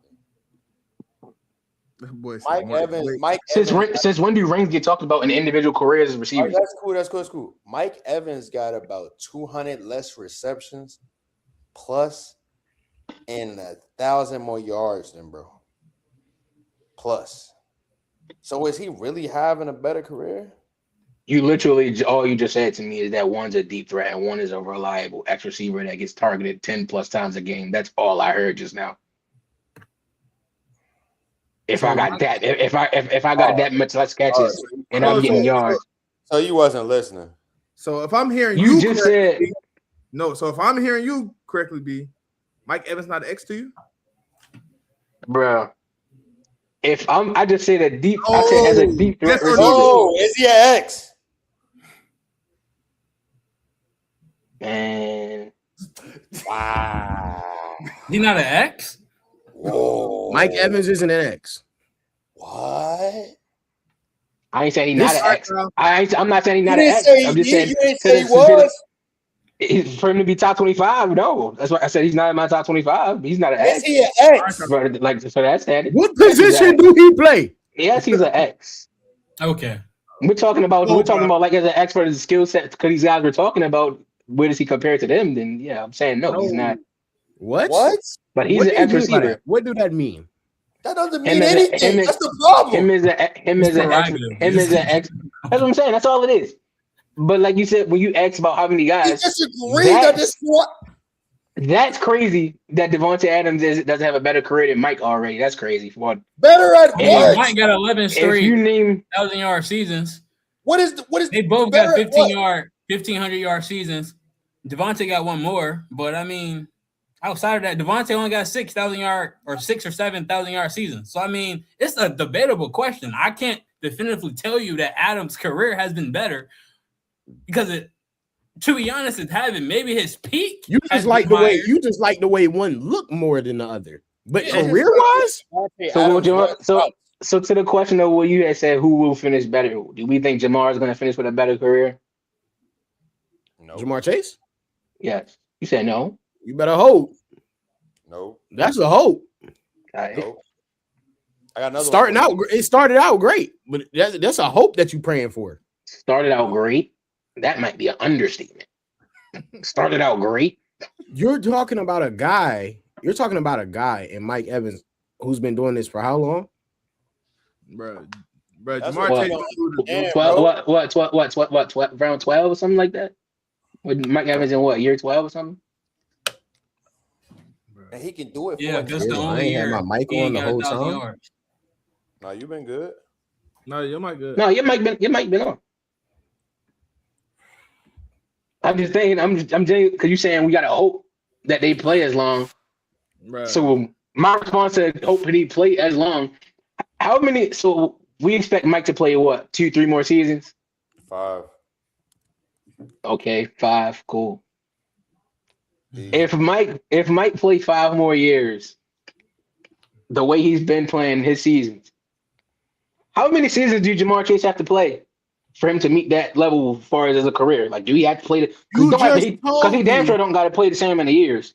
So I'm asking because he said you got a hope. You just told me. Literally does. You just told me he got a what? Mike Evans is about to be top 7, top 8. In what? Yeah, in yards. When P read the list the other day He said he's 21st right now, and he's like he's like 1,300 or something, I think, out of top 10. So if he's about to play I ain't another, you said that. you said he was. This is after the show when you said he's 21st. When you was. I ain't checked the list. He checked the list, and that's. That was Jay. That was Jay that checked the list. Oh, and you said he was 21st. But the amount of yards he was outside, the amount of yards that he was outside of top 10, if he's got to play 3 or 4 more years, if he's a consistent 1,000-yard guy, we gotta do the math on where he's gonna finish at. There is no if. He is. Why are you saying if? Like he don't do this every year. I just saying, bro. He's 21st right now with 13,000. 10th right now have 14,300. Yeah, so he's exactly 1,300 outside of 10th spot. If he's about to sit here and play 3 to 4 more years, it's like he's gonna finish. Shit, if he's still getting that level of production, he's gonna be top 5. So we're gonna have Mike Evans and y'all, because seems like y'all disagree with me. If he does that, we're gonna have we got Mike Evans in these conversations for like top 5 all time and everything. If he does that, I'm asking because y'all all on the same page with it. See, this is the problem. You believe that the only reason that Larry Fitzgerald is in them conversations is because of his stats. Did you watch Larry Fitzgerald? You couldn't have, because you just told me that Larry Fitzgerald finished playing football in 2012, 2013. So you can't possibly know what Larry Fitzgerald looked like to even be having these. Hold on, P. To even be having these debates or arguments if the last time your eyes seen Larry Fitzgerald was in 2012, 2013. I said it. I forgot. I just said it. What did he say to me? This how I can tell you don't be watching Nets games. Well, this how I can tell you ain't watching Larry Fitzgerald not drop a pass. Hey, that's why I said. So my brain. That's why I said it was on my brain. Wasn't just working. Tell me how you could tell me that somebody isn't in a top 10 all-time conversation when you didn't even remember the last time they played football was 8 years past when you said they stopped playing football, which also leads me to believe you probably didn't go and watch the rest of the guys in the top 10. You just listened to people talk about who's in their top 10 and why. And you believe, okay, I think, well, this is the guy that I seen play. This is the guy that I seen play. So he's in my top 10. Like I said, my brain forgot about it because, like you said, somebody watching right now has known me back to that time when Larry played us in the playoffs, and I had to watch that game. Like I said, I watched him play in those games and everything. I just genuinely forgot what year it was. Wait, B. So you talked about DeAndre Hopkins. Does he have a better career than Larry Fitz? Than Larry Fitz? No. Does he have a better career than Mike Evans? Guess you could say not because of the longevity Mike had. No. Your opinion. This is your list. You just named him. You just named him, and you're 19. I think we named better receivers. You said, do you think he had a better career? If you're going, the longevity is included in Mike Evans. Better career, but he's a better all-time receiver. You having a better career on paper does not make you a better receiver. Oh, who is the better wide receiver? Bro, don't hit me with the Brandon Jennings, bro. Don't, because bro, you out here sound like Brandon Jennings talking about Curry and Drew Holiday and Damian Lillard. I think DeAndre Hopkins is better than Mike Evans. Definitely, like he clears. Yes. Shout out to bro. Hey, bro. Hey, when's the end, bro? When's the end? He's trolling tonight, bro. We got 6 more minutes, bro. Bro, he trolling, bro. He trolling bad. That's just me. What else did I miss? Yo, you said Anquan Bolden too. He told us today that Jackson Smith and Jigba is an XY receiver.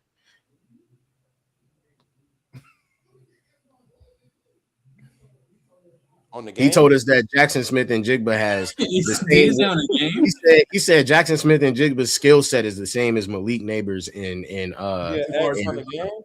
who else was it? His skill set is the same as Malik Neighbors and Jamar Chase.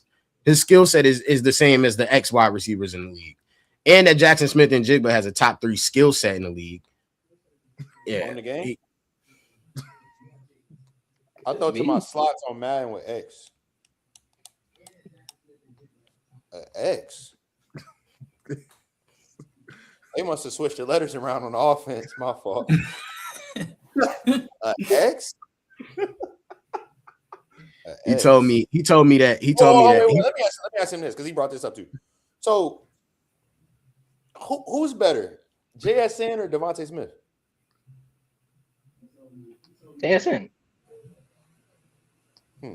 Where did I have Devontae Smith when you asked me about when I told you all that about Devontae Smith? Asking, and is Devontae he told, Smith? he told me that JSN in the slot is better than Amon-Ra St. Brown.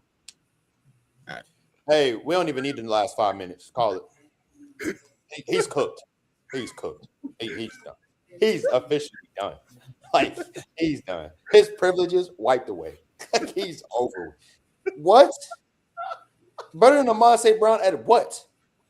So at that point, I'm genuinely confused. If you sat up here and just said all JSN do is line up in the slot, and then you're thinking that Amon-Ra Cole before you got on here. I didn't say all he does is line up in the slot. I said he makes his money in the slot.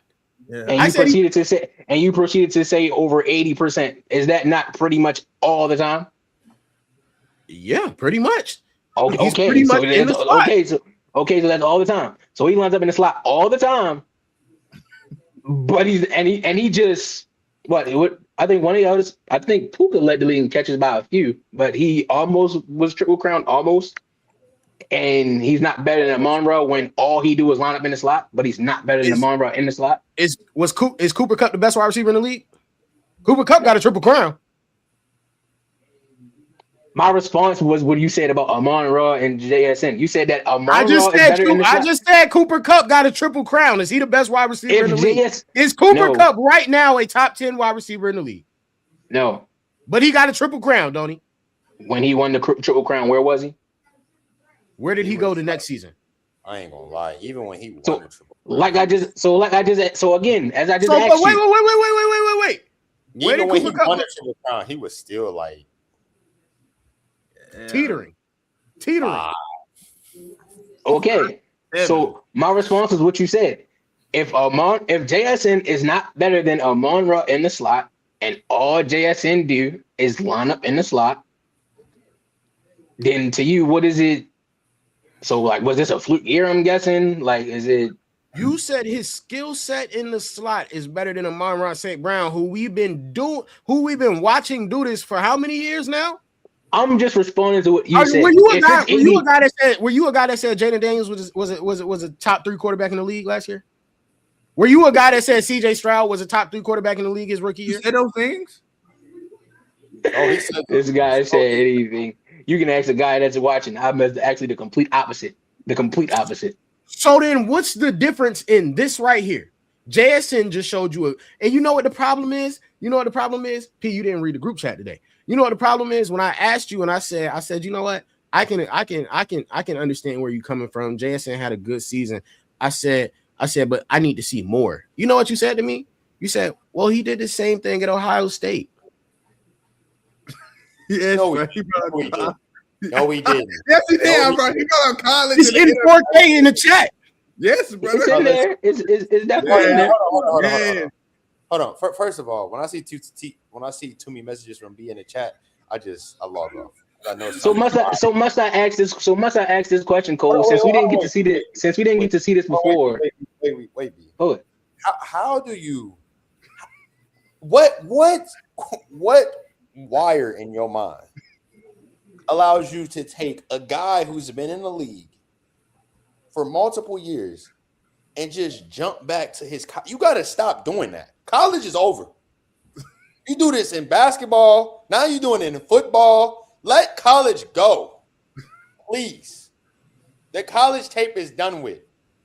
They are now playing against the best of the best.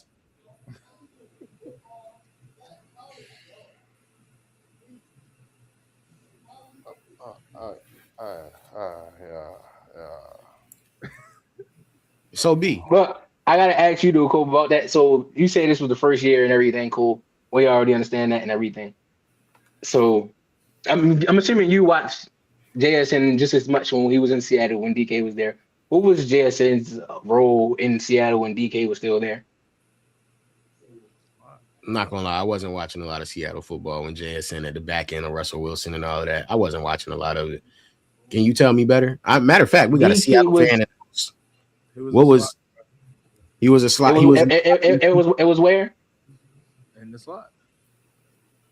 It was in the slot when he was there.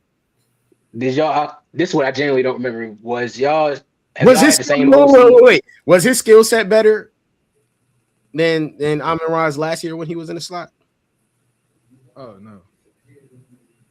B, was his skill set better than Amon-Ra's last year when he was in the slot? Oh, I'm just like you. I watched some games, but I wasn't watching as much. I wasn't fully in. So you watched him for the first time this year. You watched him for the first time this year, and his skill set is better than Amon-Ra St. Brown. But I've been a firm believer in when I said when he was one of those situations where, like I say with Schmitty all the time, where though he's behind somebody, and if he's a receiver one, Schmitty, like I say this all the time, if Schmitty was to be the receiver one somewhere, Schmitty would be arguably a top 5 receiver in the league. But his skill set is better. You're lying, bro. Lying about what? Bro, I'm on record forever saying that Devontae Smith is better than AJ Brown. He's not lying. He's not saying you're lying saying that. He's saying you're lying in what you're saying. I'm saying you're lying with you. And I said this other day when we was on call. If Devontae Smith was a wide receiver one somewhere, he would be Calvin Ridley. Oh my God, that's nasty. He would. I guarantee he would. He would be Calvin Ridley. I don't know if I don't know. I've never known Smitty to have Butterfingers to that degree. Oh, you're so terrible. I don't know if I agree with that. That's about that. Smitty would be like top. You can't sit up here and get on me for saying crazy stuff the whole night and say I don't deserve a mic and end it off with that. You can't do that. You can't do that. You can't do that. Hey, all I'm saying is last season, Kenny Pickett put the ball in the money and who dropped it? Oh, okay. But he don't got Butters. Oh, okay. I done seen Devontae Smith drop a lot. I need to get back to this. Jackson Smith situation. Bruh, I'll say, bruh. This is my take on this, bro. Go ahead. This is my take on the JSN situation, bro. We did this with Jaden Daniels. We did this with CJ Stroud, bro. Stop overrating guys after one season. Like, JSN, my main man. I love JSN for what he does for the Seahawks organization. But can we please stop after one season of success, just propel them to the top tier echelon of guys who done it consistently for years, not just one season, years, where now you're at the top of the scouting report. Okay, he like do this, he like do that, and everyone knows what you're doing.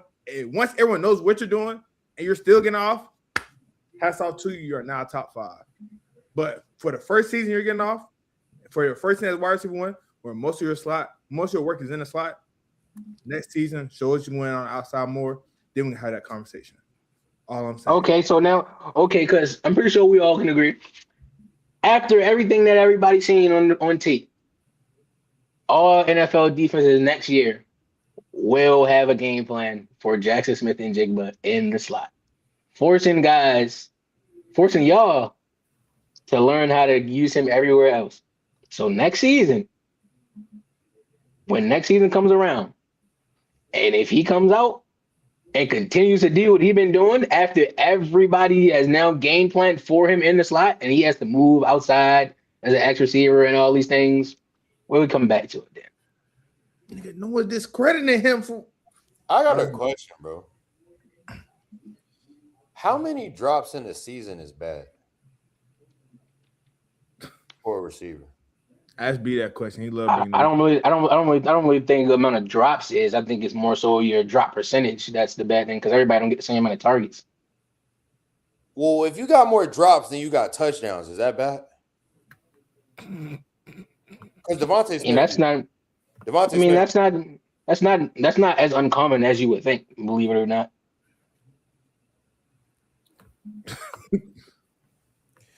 I actually think it's very common enough for receivers to have more drops and touchdowns. Well, you know one that it's not common for? I mean, Larry Fitzgerald. You walking in that one. I ain't gonna lie. Oh, bro. y'all can't. I don't know. Y'all is in it. Like I said, Colby, he knows a lot. He knows a lot of these things. So, ask you and Jay, you know too. Is it rare for receivers to have more drops and touchdowns? Rare for receivers to have more drops than touchdowns. I don't think so. I think it's pretty. I think it's pretty common. But it's like top tier guys, like a Jamar Chase. Like when we had this conversation the other day. When we had this conversation, not the other day. When we had this conversation some weeks ago, we was talking about wide receivers getting in that box, right? Like we were saying how many, like I think we were saying how many was guys having like 7, 8 touchdowns on average, like 7, 8 touchdowns, maybe 9. You know what I'm saying? Something like that. I think receivers be having about 4, 5, like Ross said, 6 drops in a year. So has CD Lamb had a season yet in his career where he's had more drops than touchdowns? Probably. No boy, brought a CD. Do we think Jamar Chase has had a season yet where he's had more drops than touchdowns? Cause we ain't gotta ask. We can literally look it up to find out. Yeah, he had one in 2022. Bro, We think Jett has ever had more drops than touchdowns probably this past season with JJ before this. But you think so before this season? Since you want to say that, you think he's had more drops than touchdowns before this season? I'll find out for you right now. Where are you going with this? He's not going anywhere. No, it was just it wasn't going anywhere. It was just response to when P.S. said that it's like he used it as a disrespectful thing to say like, why do you have? To answer your question, Justin Jefferson has never had a season with more drops than he's had touchdowns before this season. Okay. So I would have to go back. Apparently, he's not top 5. Yeah, he's not to B standards. This is the same thing back what I always said about Lamar when I got so much hate for not having him in my top 3 or 5 at the time. What's so wrong with me having him one spot out? What's so wrong? What is wrong with me having Jettis? What is wrong with me having Jettis? You don't be having good reasons for the stuff that you be saying, my dude. This be the genuine problem. This be the genuine problem too. Like, he make you stutter saying. You know what I'm saying? Like you really. Like, you start forgetting This be the words, problem. This be the problem. You genuinely don't be having nothing to say. You come up here, you say stuff wrong, bro. Like the stuff be wrong.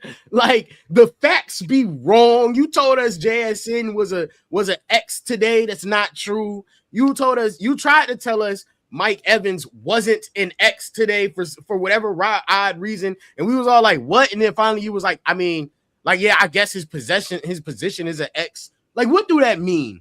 What do that mean? Justin Jefferson wasn't a good route runner. You said Justin Jefferson wasn't a good route runner at some point. I don't even remember that one. But like, what do the things that you be saying be meaning? Like, we could have a whole highlight reel of stuff that you say in arguments where we be like, yo, like, what do that mean?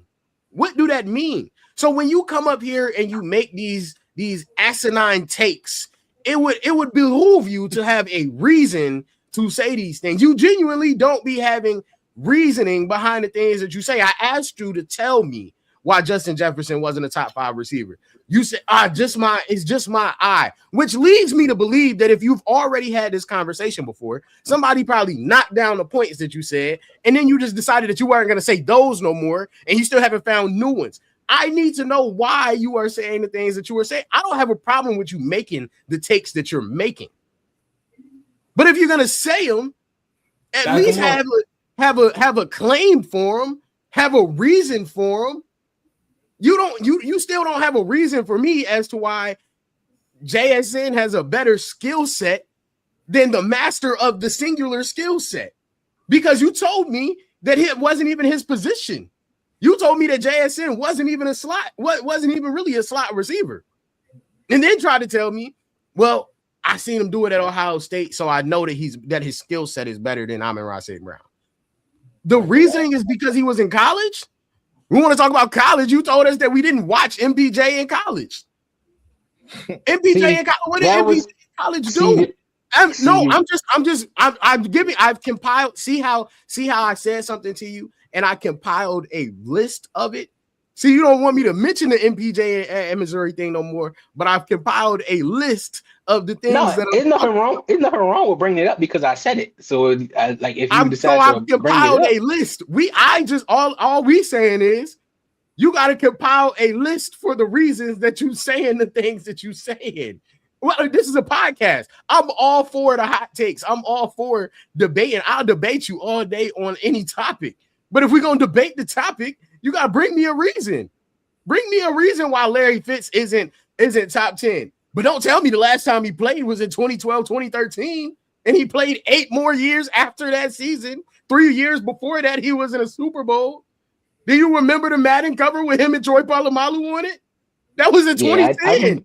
That was Madden 10. Yeah, I said but he stopped playing 2 years after that. I definitely said that was true because they played my team and I had to watch them do that after. So that's why I said it definitely was. Gonna get his eyes checked. I just be wanting you to. I will argue. We will argue anything. We will argue anything with you, but you got to have a reason to make me argue. I ain't arguing when you tell me that somebody ain't played since 2012, 2013, and they retired in 2021, 2022. I can't argue that. I ain't arguing when you tell me somebody hooped in college and brother played 3 games and shot below 30%. No, I ain't finna argue with nobody that said Mike Evans isn't an X. X.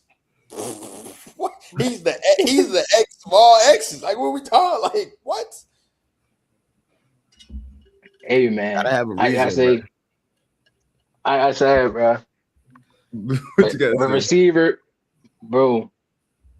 Like I said about each situation, I could admit my brain was tweaking with Larry because they literally put my team out the playoffs after 2013. So that, for starters, I could say I was tripping on because I literally had to watch it after that, and I still said 2013. So yes, that was crazy. The Mike Evans situation. Me not saying that he's not an X and everything, like I had said when y'all responded, it's not that he's not an X. It was all of the names that I was talking about. I feel as though that the level of X that he's not near those guys. That's what I was getting at when I said, like, as an X. That was just me. That's still a crazy statement. That's wild to say. He's literally the most consistent X I feel like it's just have ever seen. I feel like it's just a longevity thing. Because if you sit in my face right now with the 12 years Mike Evans been in the league, how many seasons have he been a top 10 receiver? I'm not even gonna force it and say top 5. How many seasons has Mike Evans has been in the league where he's been a top 10 receiver? Every one of them. Damn near all of them. Every one. Can you name me the years? Every one of that he's been in the league. Every 12. Every 12 he's been top 10.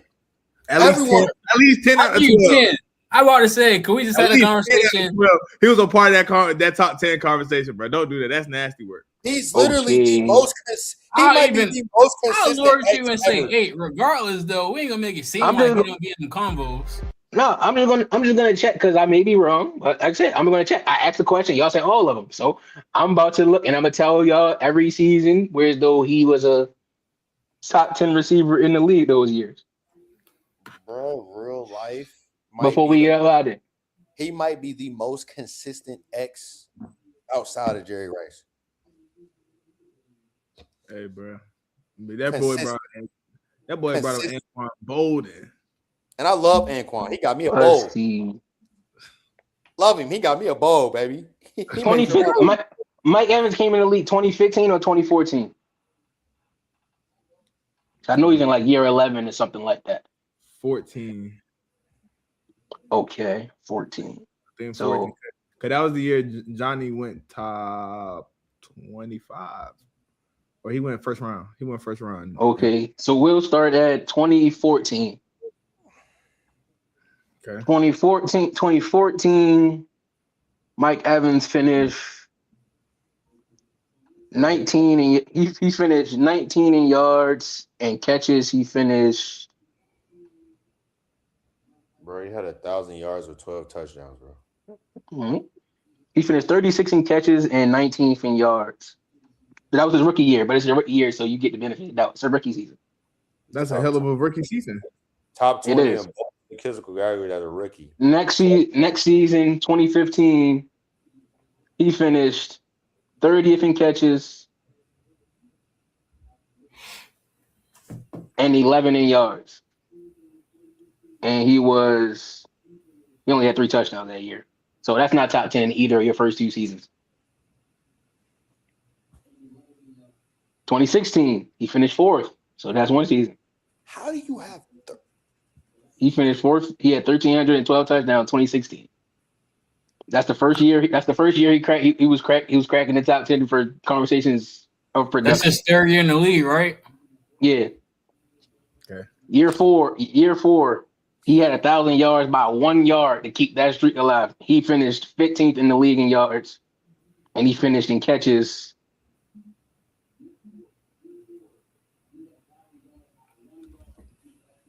23rd. So that don't sound like a top 10 season to me either. I think that's kind of. Bro. And the thing I don't is, like using stats. Don't tell the whole story.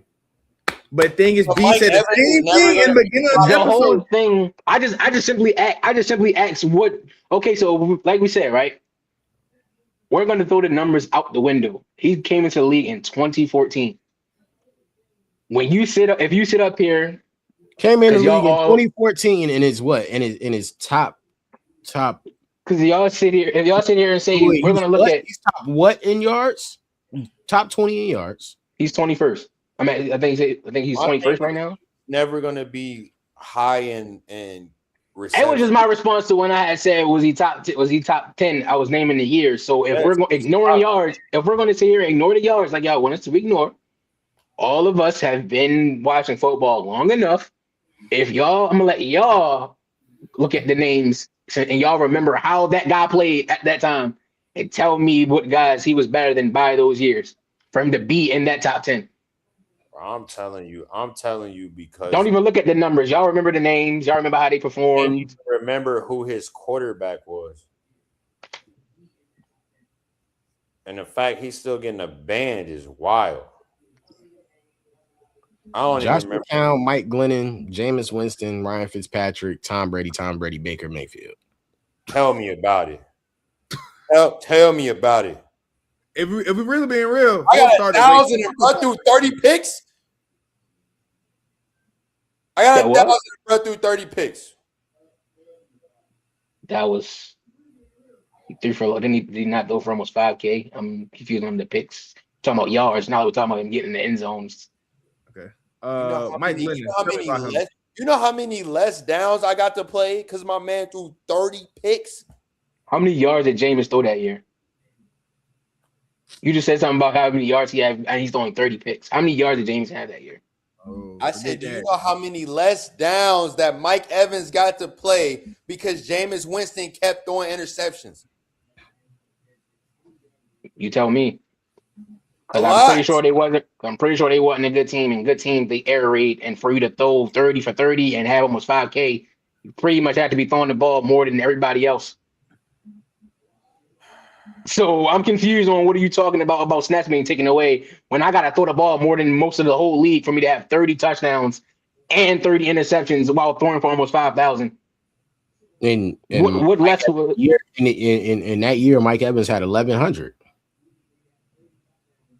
So that wasn't his best year.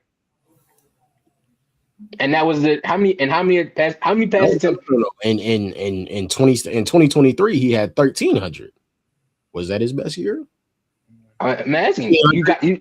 113 touchdowns, 79 catches. So when you name that production right there in itself, right, of how many catches, yards, everything you have. So back to what I just said. Y'all remember these guys. Show me when you go year by year, Cole, as you're looking at those names. Tell me what years, ignoring the numbers. Tell me what years Mike Evans was top 10, where he was better than most of those guys that are above him on the yards list every year. Tell me what years it was like, oh, we're going to ignore the stats. He was better than that guy that was that high every year. Tell me what years Mike Evans was top 10. How many of them was it? Because clearly he said stop looking at the numbers when he was finishing like 20th and everything. So let me know what he was. 2015, 2016, 2017, 2018,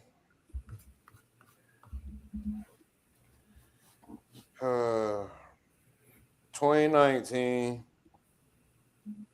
2019 what? 2019, he was top 10. What are you talking about? Where? He was a top 10 wide receiver in 2019. What I'm reading, 2019, he was 13th. He was 13th in yards and not even top 25 in catches and touchdowns. Let me ask you this: Is Kenny Golladay a better wide receiver than Mike Evans? No. Okay, so off the list. Is DJ Moore that was literally the reason why I said year by year. Has DJ Moore ever been better than Mike Evans? No, that's literally what I say year by year. I'm looking at the articles from 2019. They got him at number 4. Thank you. They got him listed right now. I love Jarvis Landry. Has Jarvis Landry ever been better than Mike Evans? D-Hop, Julio, Michael Thomas. Jarvis Landry has never been better than Mike Evans. For a man who say he don't be stat watching, brother, every argument we had tonight, you have stats. He bring up stats, but he got such a great eye. But you see what y'all been getting on me for this whole time. I've asked it 3 times. Nobody's did it yet. I literally said go year by year. Go year by year. He's doing it now. I'm doing it right now. I just every year. You just tried to tell me in 2019. You just tried to tell me in 2019 he wasn't a top 10 wide receiver, but they was because he's named he's named almost every year he's been in the league. And I'm looking at some of these guys that have been in the league since 2014, and it's like 2020 they had him at number 7. I'm looking at the articles right now. You know what I mean? Let's go. Let's continue. 2021. So have Keenan Allen never been better than Mike Evans? Like as long as they've been in the league together? Any seasons? I'm genuinely asking. 2020, they had Keenan Allen behind him. I'm just saying. Okay, go ahead, finish the conversation. Bringing up Keenan Allen, I love Keenan Allen, but so I don't even know what we're talking about. I don't even know what we're talking about anymore. He just said bring up Keenan Allen. That was crazy. But finish your list. Keenan Allen better than who? Finish your list, bro. No, keep going. Keenan Allen better than who? Finish your list. You was at 2020. 2021, they're not saying he was a top 10 wide receiver. I ain't gonna lie to you. I'm looking at 2021. No, he's not. They wasn't saying that. Let's go. What are we doing? 2022? Yeah. All right, let's go. That's second year with Brady? 2023 top 10. Was they coming out the bowl? If they was coming out the bowl, he's gonna be rated top 10. 2022.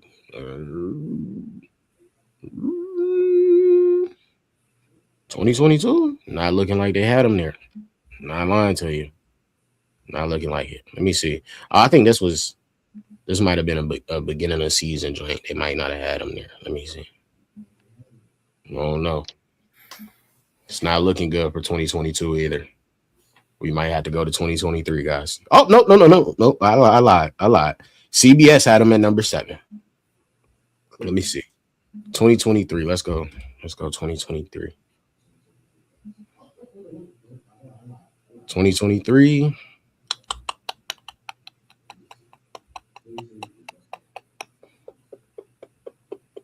Nope, I don't think so. Not in 2023, which would be crazy because that was his best year.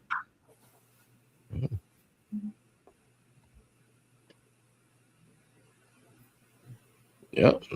So how many was that when you looked at every year, Cole? We was at like 4 of them, 4 or 5 of them. And how many you looked at? I think from 2019. Well, no, that was 3 of them because I was looked at 2019 to 2023, and I think 2023 the only one they not having them, which is crazy because that's his best year. What you looking at it on? Yeah, nope, nothing. 2023, they not doing it. I'll stop there. What you was looking at? What you was on CBS? I was everywhere. I was just looking to see. So he had around like what 4 or 5? For most of the years, yeah, like between 5 and 7. So like he got about like 5 years where he was Something like that. I haven't finished it, but yeah. I would have to finish. With yo. Um, That's less than half, but all right. I mean, I looked at less than half. He's at what, 12? And I've looked at 5. But yeah, man. GRG, man. You ain't recognize the game. Like, comment, subscribe. Tell a friend, tell their mama, all that good stuff. You know what I'm saying? If you like to talk ball, if you hear this long, we appreciate you. Again, join the Discord, man. Join the Discord. Share it with your friends, share it with the guys you know that talk ball, share it with your group chats, all that good stuff, man. We definitely appreciate it. We about to be out of here. Yeah. You know what I mean? Watch me rock racks, trap disco, that gangsta boogie. Watch me.